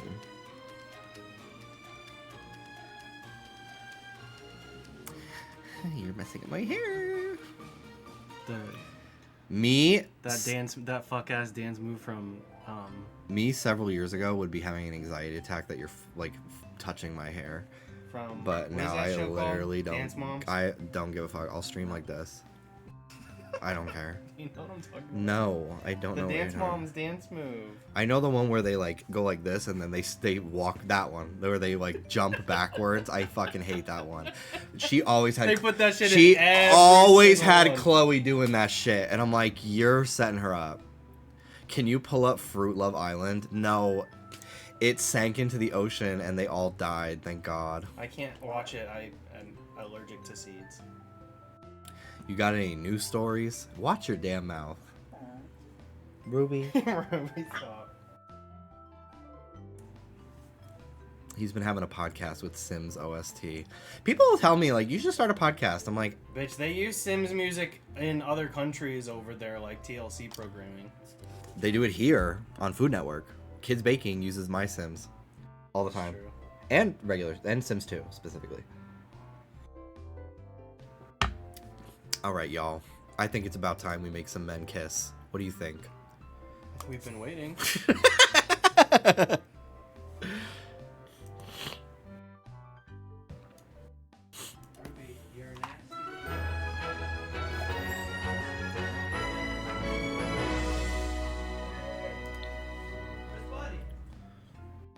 Oh, he's over there.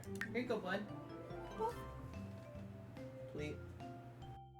You can grab it, buddy. It's yours. Go ahead. You don't even know that he can take it. He thinks he's like on base or something. Are you gonna watch TV? I don't know what I'm gonna do. My throat kind of Take a nap. not good. Take a nap. I thought you walked away. Alright. We got our men. God, I'm talking to my chat, honey. What? Did you have something else you had to ask me? No? Are you gonna eat the macaroni? The zucchini pasta? Yes, I'm gonna eat that. I think I created some of the sexiest Sims I've ever seen in my life.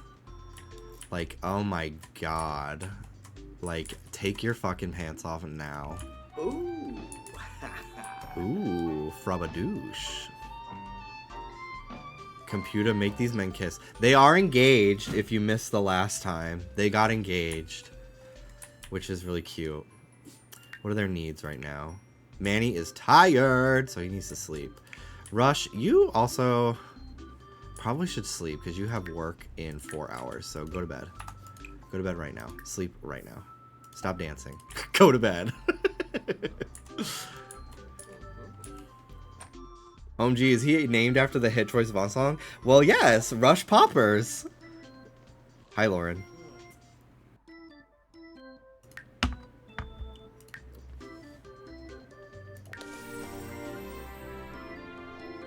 All right.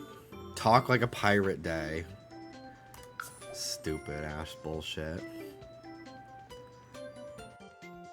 Imagine if the stream was 2 hours talking and then 10 minutes of Sims and that's all. Thought about it. Alright, he's got plenty of energy, but he's hungry. Do you have any food in your pockets? No. Alright, where's he going? He's gonna go buy a snack. Good, he needs some food.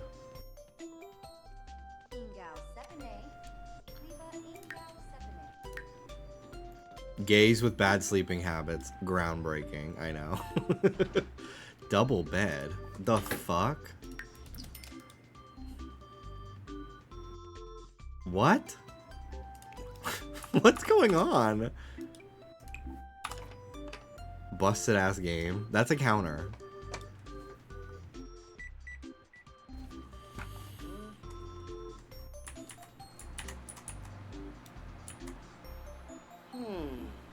That's so hot to me. Yes, rub that belly, bitch. Dunda Wallake. Microwave pastry. That looks fucking horrible. What the fuck? What? Did you see that? What the fuck? Can someone clip that? Did you see the fucking plate, like, fly around the room? Also, why does my game think that this is a bed? The bed at our house. The fuck is going on, dude? I have no mods installed. This game is just fucking broken. It's actually so crazy. What are you doing? No, you're not reading right now. You have a job to do. Go greet your patients.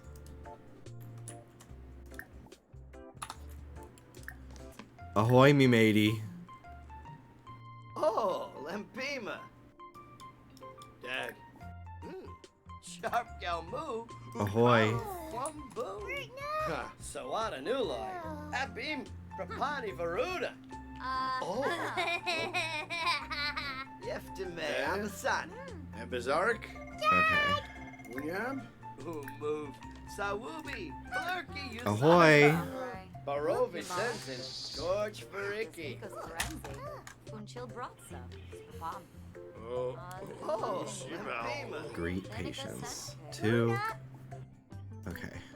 Ahoy. Akala Brugi. Play Unzaruga. Greet Alon. Yivka Bumzoy. Falanas Pitfall. Vivanj. Purdue. He's uncomfortable because he doesn't feel well. Bumkara Musti. Aha. Okay. Make bed. Go make the bed. Ziragwa Penarp.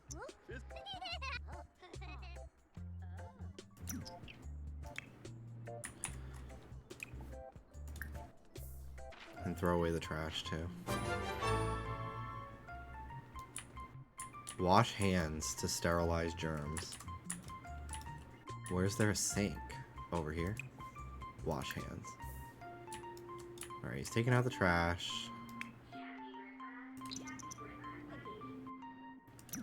Wash your hands.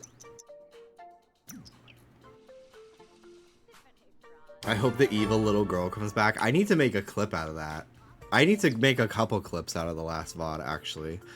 Because I want to be posting more clips on, like, TikTok and Instagram. Because I do funny-ass shit, but then, like, I don't do anything with it. And I really gotta be better about, like, turning shit into a moment, you know? Because I do want to still, like, grow my Twitch, even though it's not my main job anymore. It's my passion. Okay. Let's bring her food.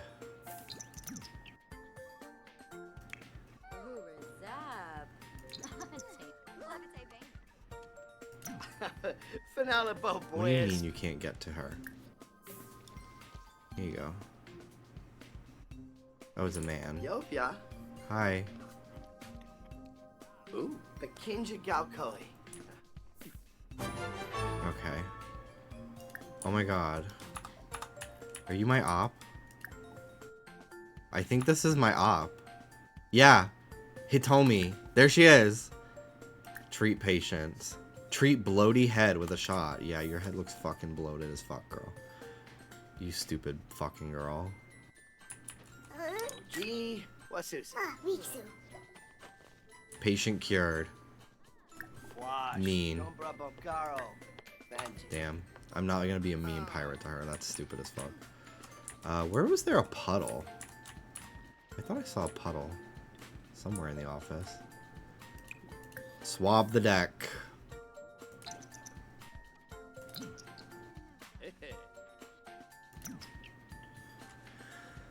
I watched the last Sims VOD today. I was cackling at the little girl and the neighbor raging at them during sexy time.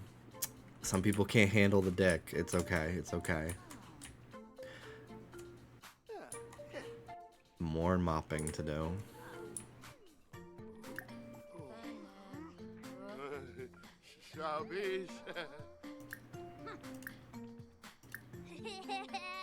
Discuss work with coworker.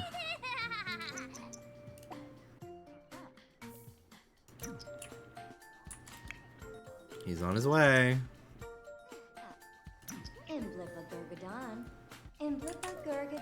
This is my office BFF. Oh, We have such a high dang. friendship level. So, terrific. I hate when, like, you tell them to do something and then, like, they just don't do it. I think it's because I have autonomy on, but, like, I clicked discuss work and then he just, I guess, talked about something else, which is fucking annoying. Okay. Abim, Prapani Varuda. Exam patient. Sensil, More Shili, choices. Oh. Bastion, Admit Napomo. patient. Oh, I know him. Rico. Rico. We cruised. Or no, he cruised my boyfriend. He doesn't like me. Me. Neither of them are me. But, you know, who I'm controlling right now. I've said me when I'm playing as Manny, too.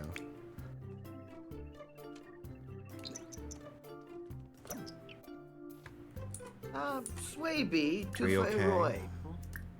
take temperature, Tipanahanu. discuss general That's like health. Jiffanal. Flavor. Walkaroo. Shaylead Navabi. Imagine being Wabi in a hospital Shtarul. suffering and your doctor talks to you like a pirate. Well, it's a holiday, so they're gonna be talking pirate to me too. Far Yobi. Abrif. I'll bring him some food. Nachelna. Shinpur. There you go. Kukuloy Yamish. Okay. Friendly. Small talk. Discuss work. Yeftime. Abazai. Hi. She's focused. She wants nothing to do with me.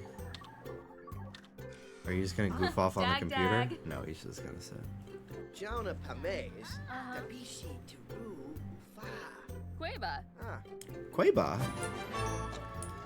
Ask about a coworker's day. Ah. Pomeray Bahira. Mazi.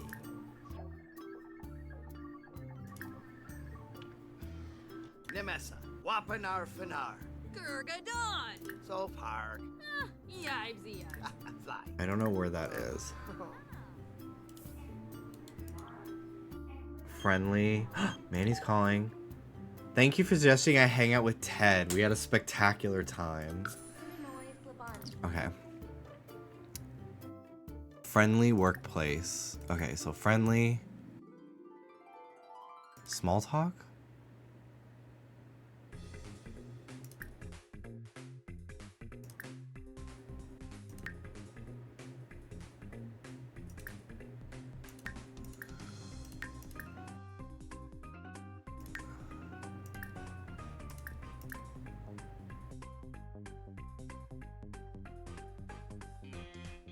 Dude, I find this shit so fucking annoying. Like, why can't I just right click that and automatically do it?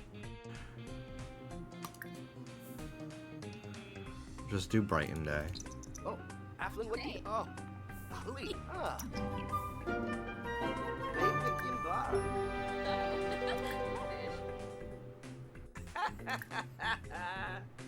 Maybe I just can't with her. What about you? Friendly, small talk? Ask the wind blows. Is that just the question, but it's Pirate Day, so it looks like something else? Ah, Bombadoy. It is. Shoot me in the head. That's what it's just Pirate Day, so it's not called that. Fucking dumb as fuck.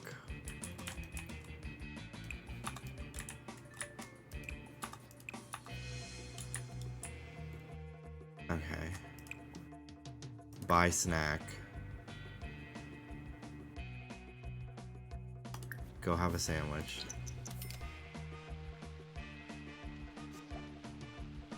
Notification was full. Okay. Whatever. I need to date someone who can code because I learned some game design, but even then I'm like, I got refreshed my knowledge.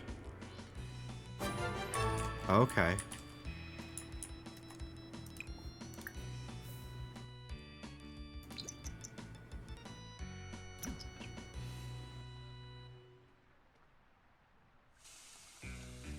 My crush makes RPG Maker games and I draw, so he wants me to do the art. Then you should confess your feelings, because if you're gonna work together, you need to have that boundary established. Because you need to, like, if you have these feelings and you're constantly working with this person, you're basically going to be torturing yourself. So tell them how you feel. And then if they don't like you that way, then okay, well now we could just focus on the game. And if they don't want to work with you anymore, well then okay, that's not the end of the world. Guess what? A lot of people make games, and I'm sure there's going to be people out there that make games that also like you that way. But what if he likes me too? I'm not ready to date. That's okay.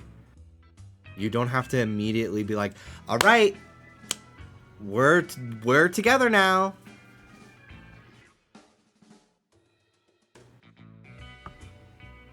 like, I don't know how to explain that life has no rules. And I understand that, like, we're taught, like, okay, you do this, and then you do this, then you do this. But, like, you could just tell someone that you have a crush on them, and then you just are, like, flirty for a long time. Like, that's okay, too.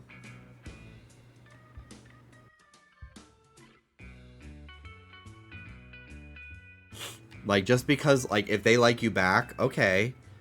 You don't need to, like, now, okay, we're official. It's Facebook official. We're boyfriends now. We're partners. We're girlfriends. Like, none of, you know? It's like, okay, well, that's fun. So then you can just send a little text like, hey, how are you doing? Here, hey, hey, I went to the store. Oh my god, you look so cute today. Like, that's fun as fuck. That is just, like, you don't have to immediately be like, okay, so we're exclusive together, and we have to have like 3 dates a week. Like life has no rules. You don't actually have to fucking do anything you don't want to do.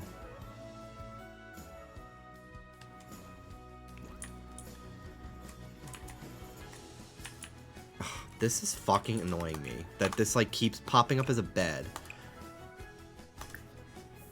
It's probably because I, like, was in bed when the game teleported me here, so it's, like, glitched right now. Because, of course, it is. Yes, pour the coffee in the toilet. Oh, no, he's just going to poop.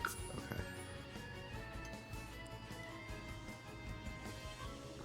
You're great at giving advice. Thank you. I think I am, too. Otherwise, I wouldn't be saying things. But, yeah, I am. I have a lot of good opinions about things. I'm very astute and, like, observant about people and life. Also, I'm almost 30, so that also is part of why. So. But, you know, I really... Yeah, you're watch your damn mouth. Like, I really think it's very important in life to live authentically.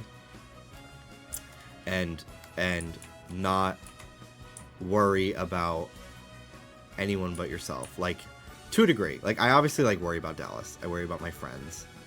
But, like I don't let my worry for other people get in the way of my own happiness either. I think that's why I'm so passionately about, like, people coming out as well. Because, like, it did so much wonders for me, and it was so important to me that I do that.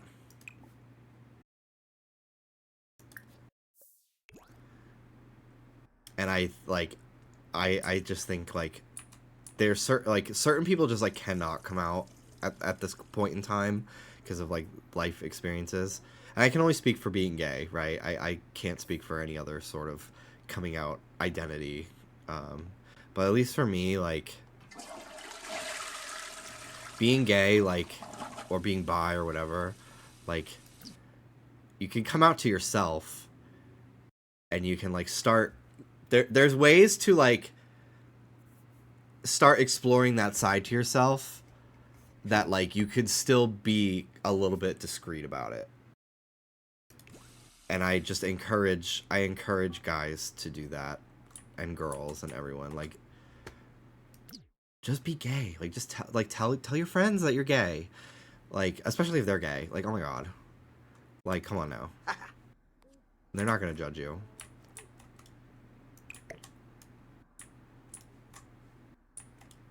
They're just gonna be excited for you.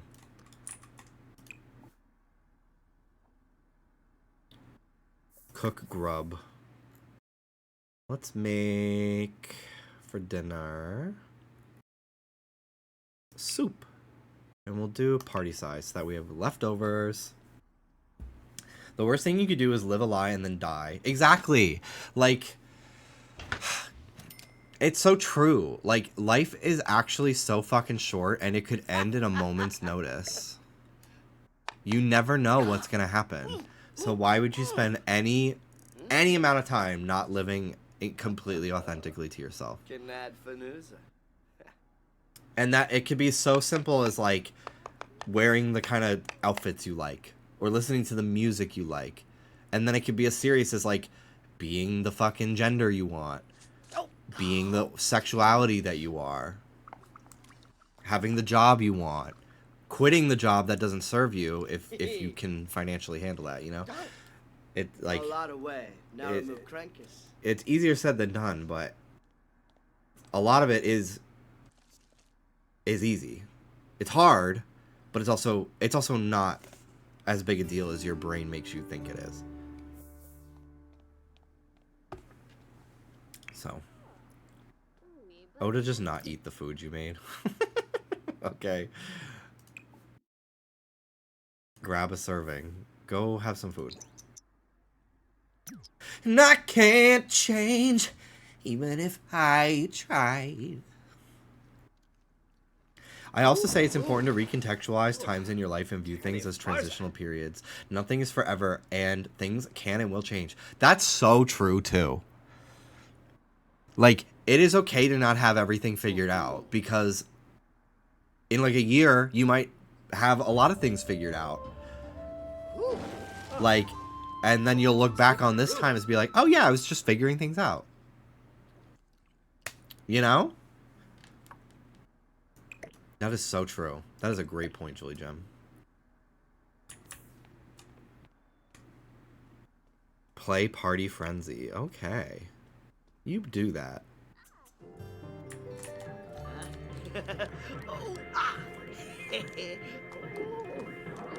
Don't be like me. I wish I had confessed to my best friend sooner. Now they're married to someone else and they're happy, but like I can't be in their life anymore because I don't want to complicate things by confessing. Yeah, it's tough. It's very tough. I've not been into too many people in my life where I felt afraid to confess my feelings.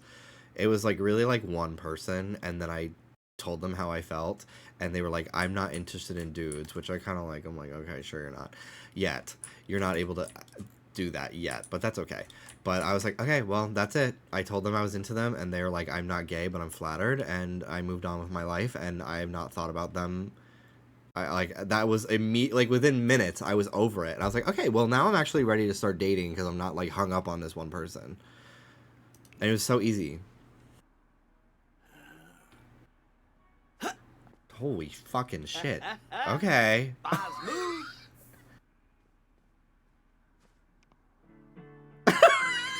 And now, TV.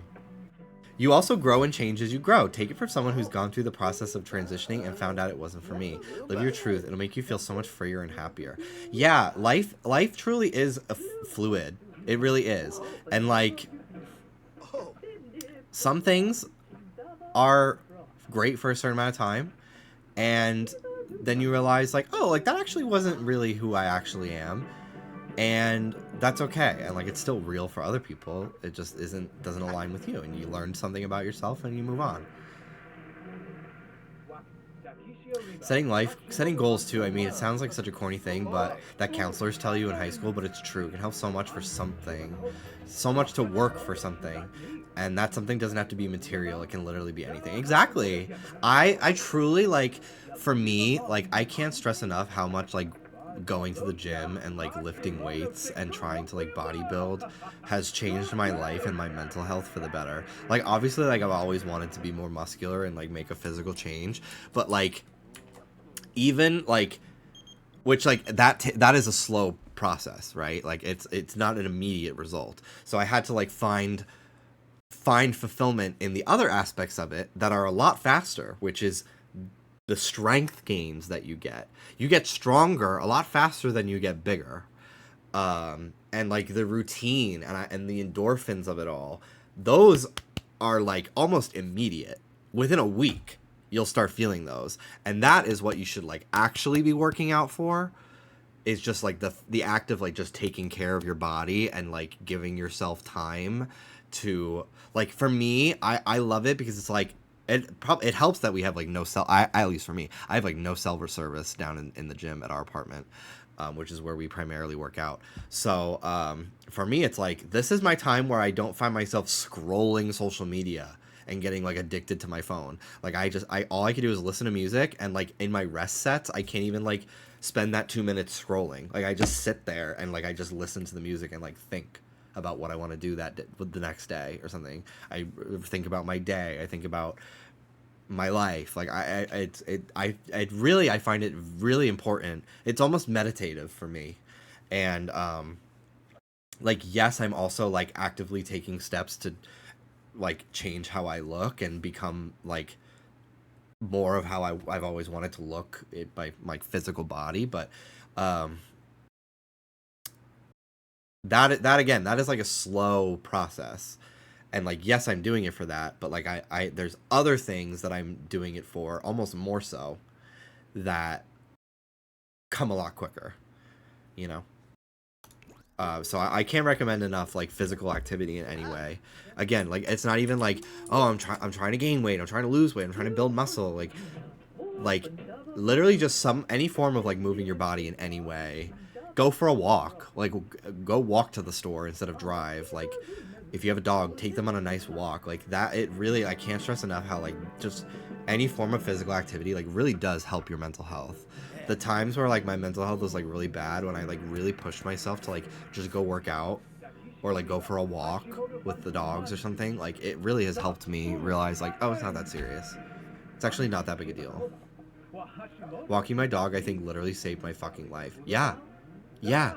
When I was like really, really fucking depressed, I would go down into Manhattan every day and like, oh, not every day, but like multiple times a week, and just like play Pokemon Go from like 10 a.m. to 5 p.m. before it got like too dark. And like, yes, I was depressed and like my mind was kind of spiraling, but like I was playing Go and I was like focused on the game and I was listening to music and I was getting great exercise and fresh air all day. And like that like kept me alive. It really did. Because otherwise, I was at home sleeping all day or on the couch feeling depressed and wanting to kill myself. Going on Google and looking up fucking cosmetic surgeries to fix myself. Put on Slater and dance like a slut. Exactly.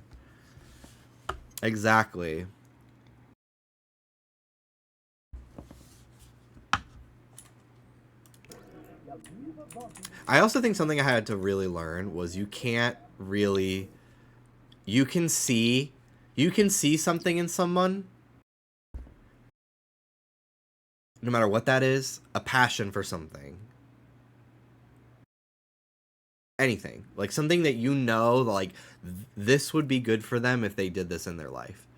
But at the end of the day, they have to be the one to decide that, and it can be really, really frustrating because you just want them to be thriving, and you know that like, oh, if they just drew more, or if they went for that job, or if they fucking came out, if they fucking went on a date with a guy, or just all sorts of shit, like it could be like so minuscule, and you it'd be good for them, but like if they're just like not ready, like you can't push them to make that change, you know. And it's really tough because, like, you can really care about people, and that's why you want them to do those things. But at the end of the day, like, they're not going to do it till they feel comfortable. So the most you can do is just, like, be a support system for them for whenever they make the decisions themselves, you know? Somebody asked me on Instagram the other day, they were like, I'm 25 and I feel like I'm in a rut. What should I do? And I literally was like, get a septum. Get a septum piercing. Literally just pierce your nose. Like, truly. It's like, get a tattoo. I say get a piercing because it's like, if you don't like it, you just take it out. That's it. It's a lot less permanent of a decision. But like, it's an amazing choice. It will like complete, like, because now you're like, oh, I want to go out and do something. Like, I got a new piercing. I want to show off how cute I look. Like, I want to go to a bar. I want to go to a restaurant. Go out to eat. You know, go get a coffee. I get to take my fucking nose ring out of town. You know, How you doing, Manny? Oh, he's uncomfortable. He's sore from work. Is he hungry too?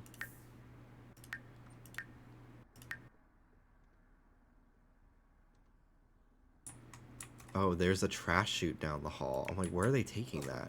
Give him a massage. Romance. Physical intimacy. Offer massage. He's sore from work.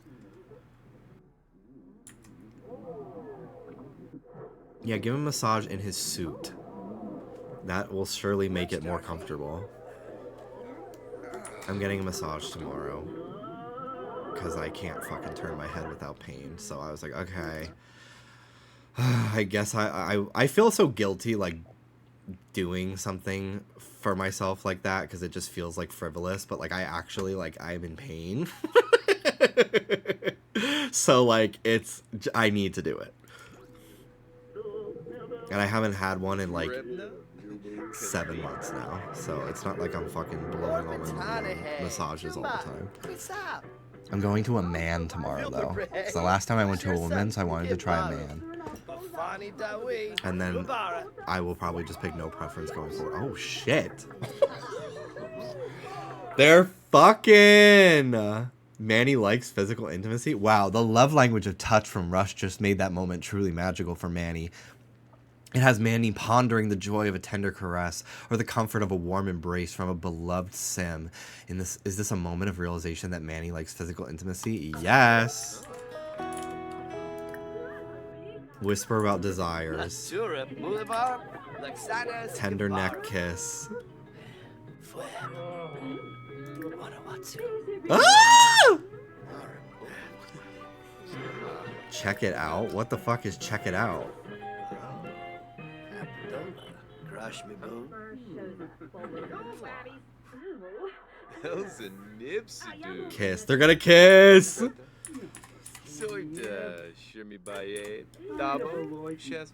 I love them. Oh my god. Ah!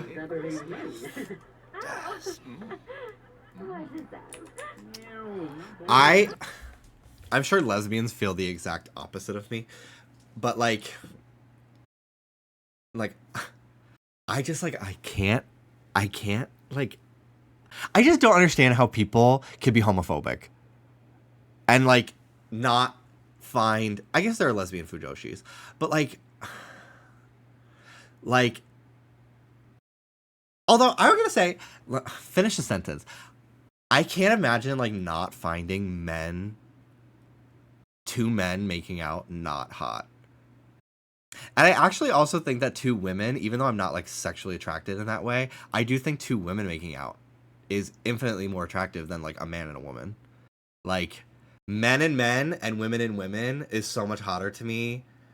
Like I don't understand how like I just don't understand how being straight is like the default. Like I don't understand. Like I don't get it. It's so weird. I just don't fucking get it.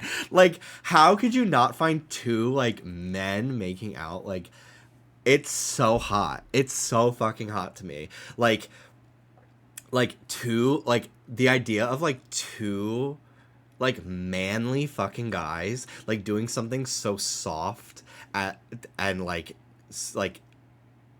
intimate. But then also, like, they could be, like, super femme guys, too. Like, it doesn't have to be, like, masculine guys. Like... It doesn't matter to me, but like just the idea of like men kissing is just so like, oh my god. Ah! It's so crazy to me. How are people not into this shit? I don't understand. And like same with like being lesbian. Like two girls kissing is so like that's so amazing. Like I love that shit. Like that's so like I'm not sexually into it the way I'm into men, but like I think it's so fun. Like bitch, love that shit. That's so cute.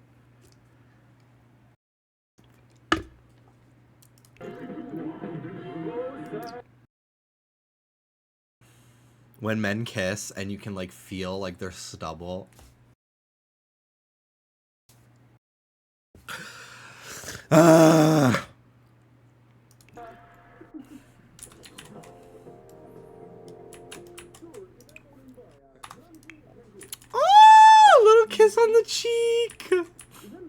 Why don't you change out of your work clothes, buddy?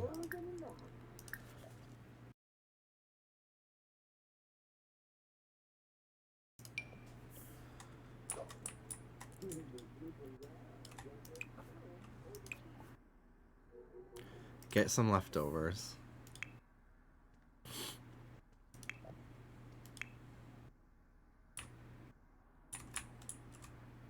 He's very flirty. He's horny.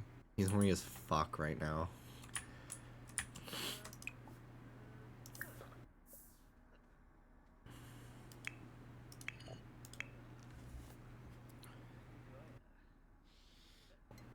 I 100% agree. I can't ever get into any straight romance series. Like, what on earth is this better? What on earth is this better than a gay romance? Yeah. Oh, he's very flirty now. They're both very flirty.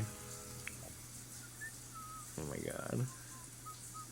Ain't it crazy that someone in chat is horny? Like, OMG girl, close the tab. I kinda, whenever I fucking finish these streams, I'm just like, damn, what a rush.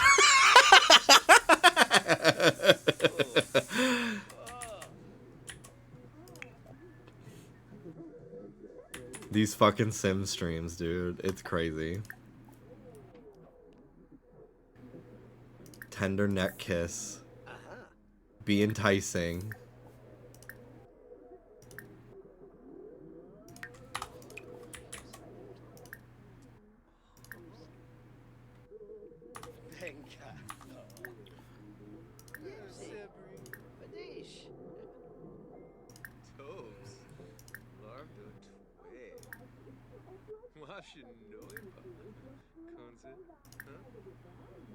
Where's Woohoo? Is it heave ho? Is Woohoo heave ho on Pirate Day? Yes, it is. Shut the fuck up, dude. Oh, are they doing it in the shower? Ooh. They're gonna do it in the shower! This fucking shower, dude. How they have not broken the glass is crazy to me. This is like their third time fucking in the shower.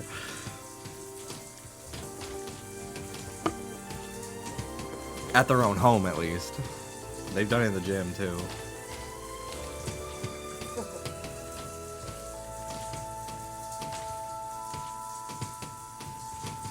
The door fucking kills me. At least the cleanup will be easy.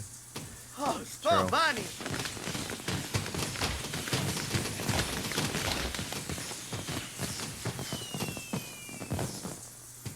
Remembering past parties. The post-nut nostalgia. Hey. Ooh, with this soup.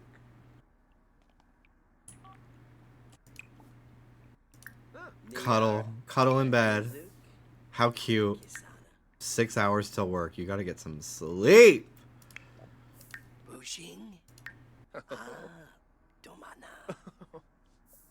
Cute. I love them cuddling. The person coming to fix the shower drain.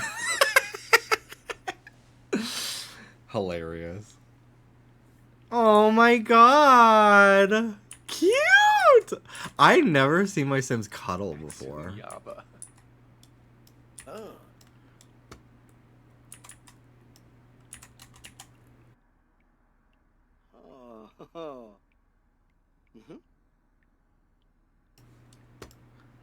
This is so amazing. Flarbenayaka.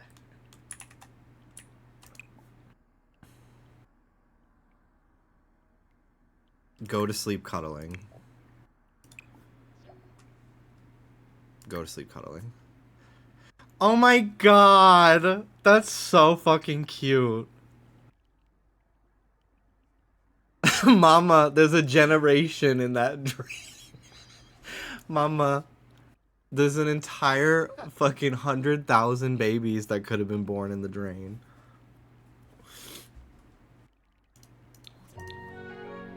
It's summer! He's very flirty. He woke up with a fucking raging boner. Get some leftovers. You got work in 58 minutes. And you have time to fucking pee, too. Oh, he's having cake for breakfast. Well, get up.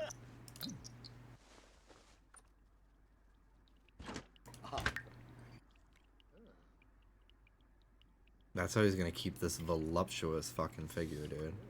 Cake for breakfast every morning. Oh my god, last night, Dallas and I got fucking frozen yogurt at like 11:30 at night.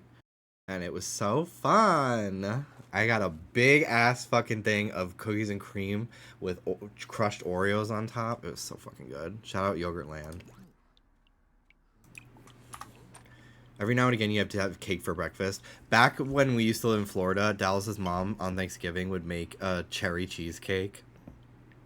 And I would always take home some slices as leftovers. I just have that for breakfast. With, like, mashed potatoes and, like, turkey and shit. I love the week after Thanksgiving. Yeah, not the week. Like, 3 days. The weekend after Thanksgiving. Because it really is like, oh, it's time to go to your job. We'll just leave the leaky pipe, I guess. But yeah, I like the weekend after Thanksgiving is, yes, I am having mashed potatoes and turkey slices for breakfast. Liebe Yabazangs. Tankuba Urabal Vimva. My favorite thing to write about is two men kissing. And then there's a third man that walks in on them. And it's even better if the third guy has a feeling for one of them and they're like seeing them for the first time in a state like that. Light is the person in chat that's horny right now. That's fucking hilarious. But also true.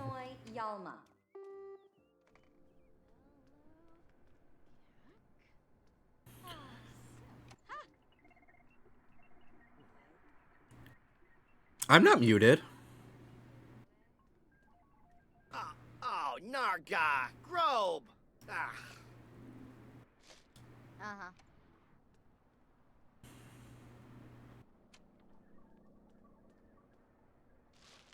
Taking out all the trash. No, sir. Mopping the floor. Okay. Oh, they meant they muted you. They said shut the fuck up.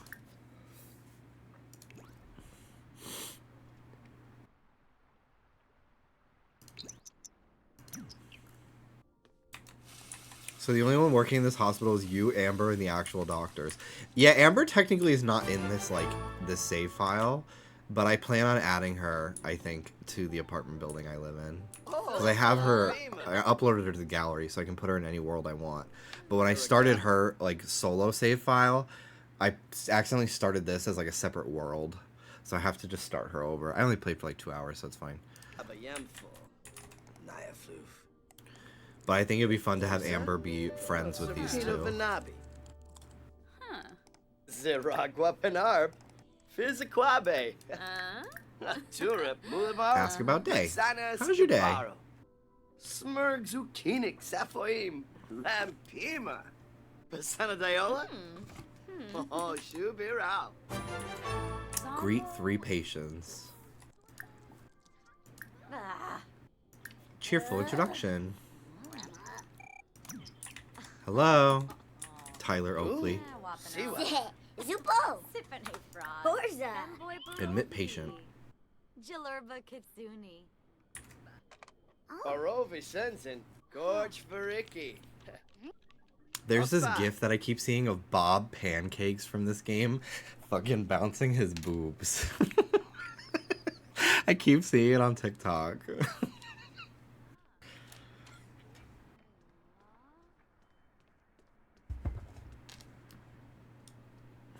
Damn, I should have made this bed. Okay.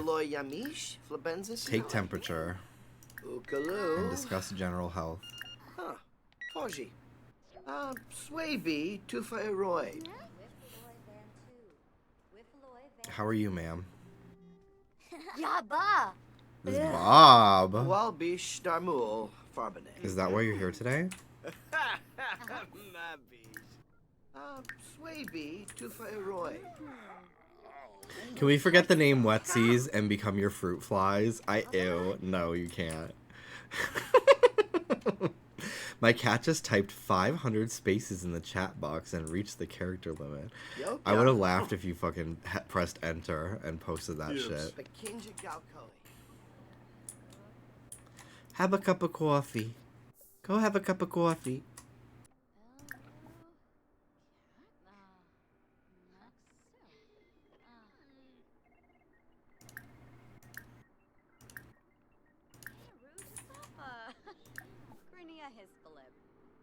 Jilurba Kitsuni, Dimze Quohaven, Befete Pelka. Go talk to Rochelle as well, because I love her. We're the star crew. You were not born when we were the star crew. I can guarantee you that.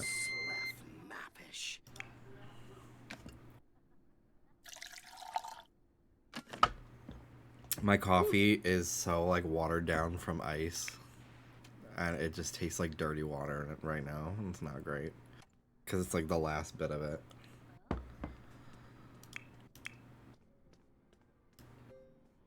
Hey. Hey. Hey, girl. Dimba combo. Rishi Diba Pando. combo. Sip the coffee so we can fucking finish this task, please. Just literally just take one sip. Jesus fucking Christ. Stroom. Garsha. Flaga.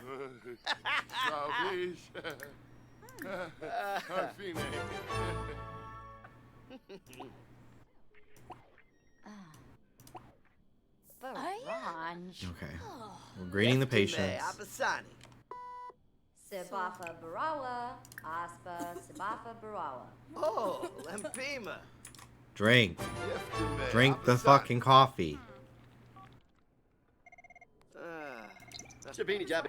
He didn't drink it. Is it in his inventory now? Okay, stop talking to him. Shabini Jabba. Doing these tasks drives me fucking crazy.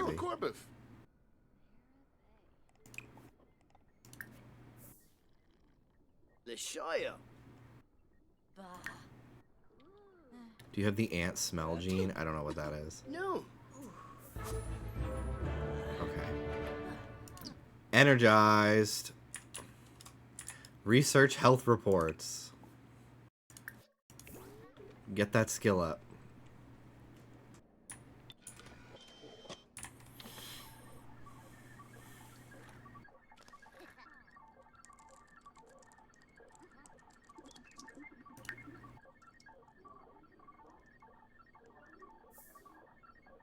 Chat with JD. Hi, girl. Would you rather be a lobster or a crayfish? Probably a lobster. Because I don't know what a crayfish is.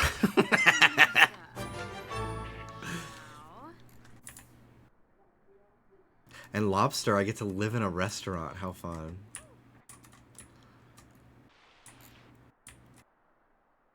No, we're not working out at work right now.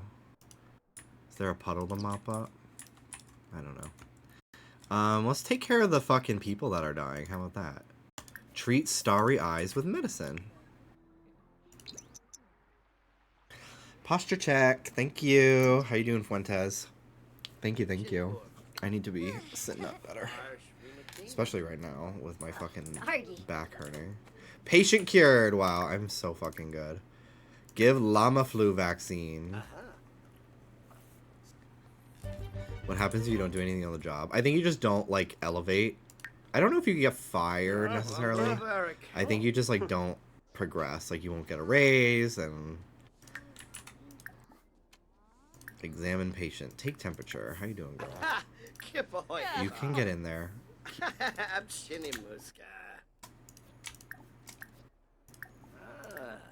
Oh, someone else is already gonna go. Kukuloy Yamish. Banalabo boys.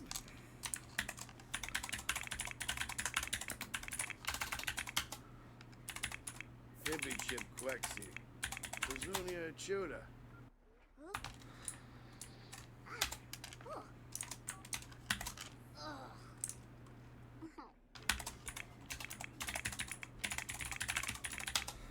Gotta turn on all the cheats. Just to make the game fucking work. No, mop this up. Sinanoi flabanzi. Sinanoi flabanzi.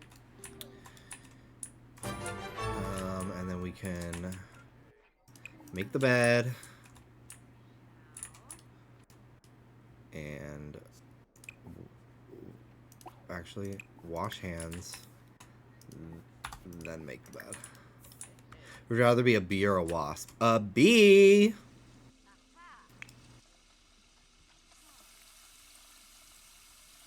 Would you rather be a penguin or a seagull? A penguin! They're cuter. And penguins are often gay. So I would thrive.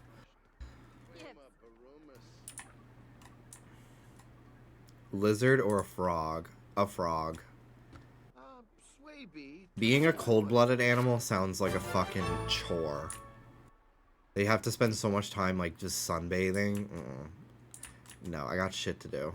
Being an amphibian, I could be on land and in the water. So much cooler. Absolutely so much cooler. How are you feeling, Tyler Oakley? Hip bump. You won't die of cancer. I promise. Ka-chow. I'm gonna make your bed. Because it looks like shit in here. When are you going to cave and become a furry VTuber? I genuinely like being on camera. I don't necessarily think I would enjoy being mocapped at all. I just don't. Like, I just don't. Like, I watch, like, some VTuber streams, and I enjoy them, but I don't really necessarily, like, find them hilarious, personally. It's just my personal sense of humor. I don't think my streams would translate well if they were suddenly VTuber. I just don't think so. Plus, like, I just don't feel like setting all that shit up. Like, that sounds like a fucking nightmare to me. I'd rather just be on camera and, like, look a mess that day.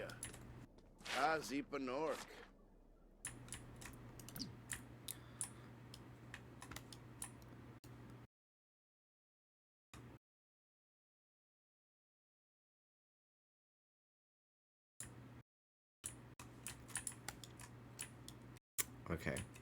Deliver food to patient. Go back on the bed so I can deliver your food. Because I guess I can't do it while you're standing. Which is stupid.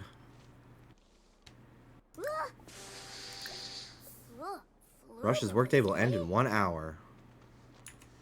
I would love to finally fucking finish an entire meter here one day.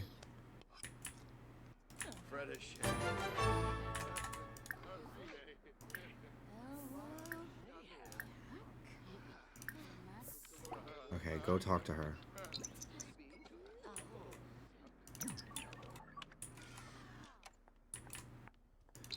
Where are you going? Why are you wasting time? To go talk over here. So stupid. Okay. Friendly. Stories. Tell an engaging story to this child. Oh, Ron Pasa Essenoi Flari, Vopi Epinu, Gorse Axon Saboon, Brut, Squamish Nibanu. Okay.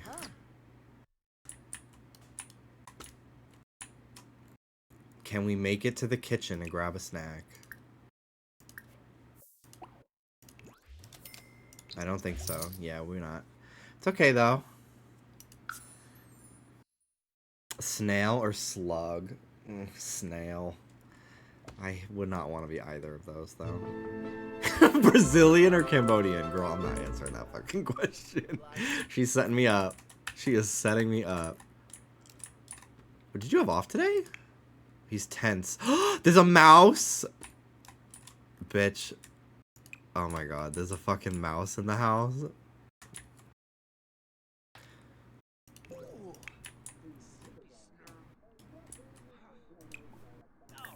Fix the pipe first.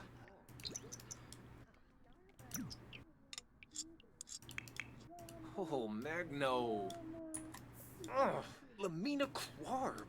He's fucking pissed about the mouse. We're getting the handiness skill up.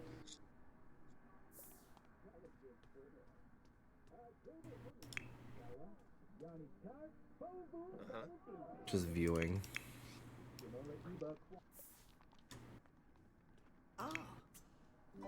Oh, he saw him for 2 seconds and got flirty. That's so cute. I don't know if you can block the hole and it'll actually do anything, but I could try. I haven't saved in a while, so I'm gonna save. I wonder if you can make a Pete inspired sim. That would be fun. What the fuck? What the fuck? What the fuck?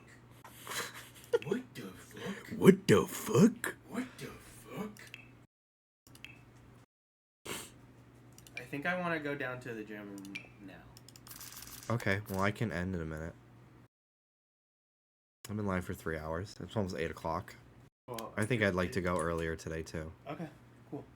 I was gonna say that we could go separate, but that works better. I didn't want to make you end though. No, it's okay. So we gotta get I wonder if that'll minutes. work. We gotta get 20 minutes. If I of block Sims. it. No, I did Sims for about an hour. I started playing Sims at 2 hours and Gosh, 22 it's not so minutes. scary. Shut up. Can I throw this away? Yes, sir. Thank you.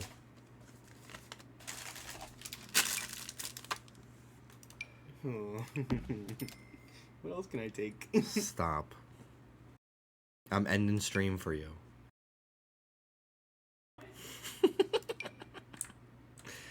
Who said that?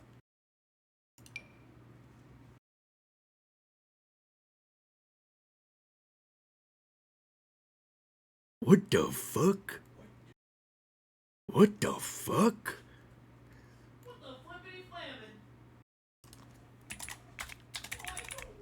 Clit.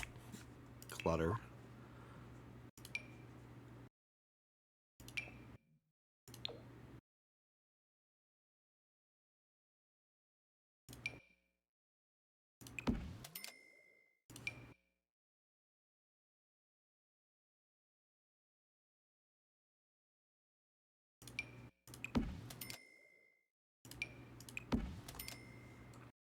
Okay.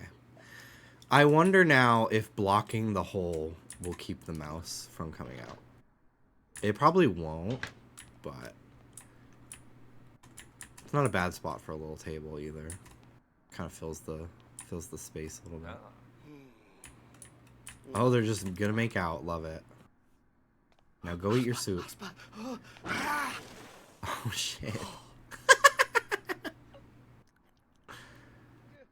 My Prime sub's up tomorrow, and since Dallas ain't streaming, you're getting it. Thank you. I'll be live tomorrow.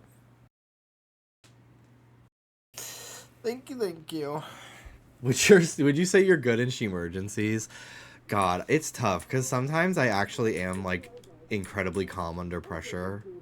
Like, when, it's sad, but, like, when my dog was dying, my whole family was crying, and I was the one who was, like, restrained and, like, talking to the vet through everything. And then once they took her away, then I was like completely calm.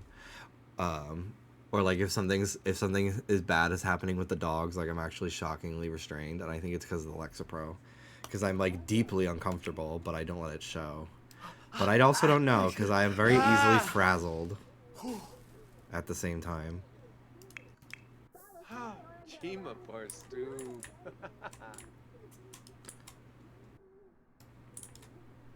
Are you done eating? What are your needs? Go pee. Standing on the corner, smoking that grass. Boys all pass me by.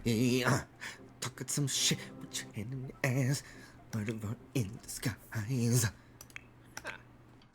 Wanna be cool, but you're making me mad.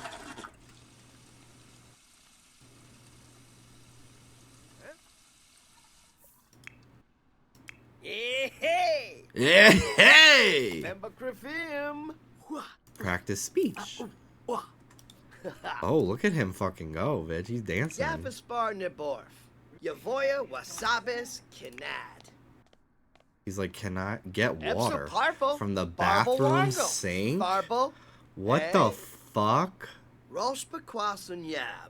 Wogra. Go somewhere else. Siwa. Toba. What the fuck? Sims are so fucking stupid, dude. Sturm Garsha Tharg. Tharg. Alright, save.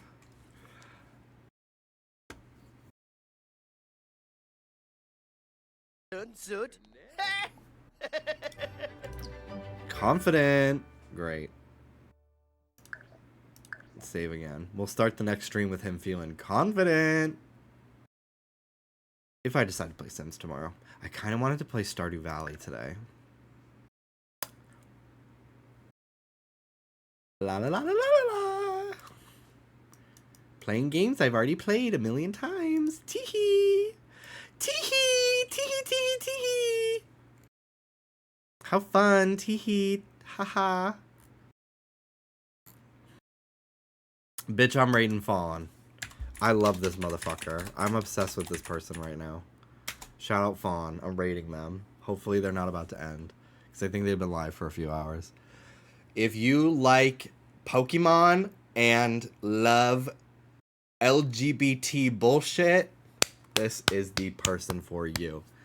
Love Fawn. Love their videos. Love their tier lists. Love their TikToks. Go hang out with Fawn. I don't know what they're playing, but go over there. See you guys later. Have a good night. Take care of yourselves. Bye.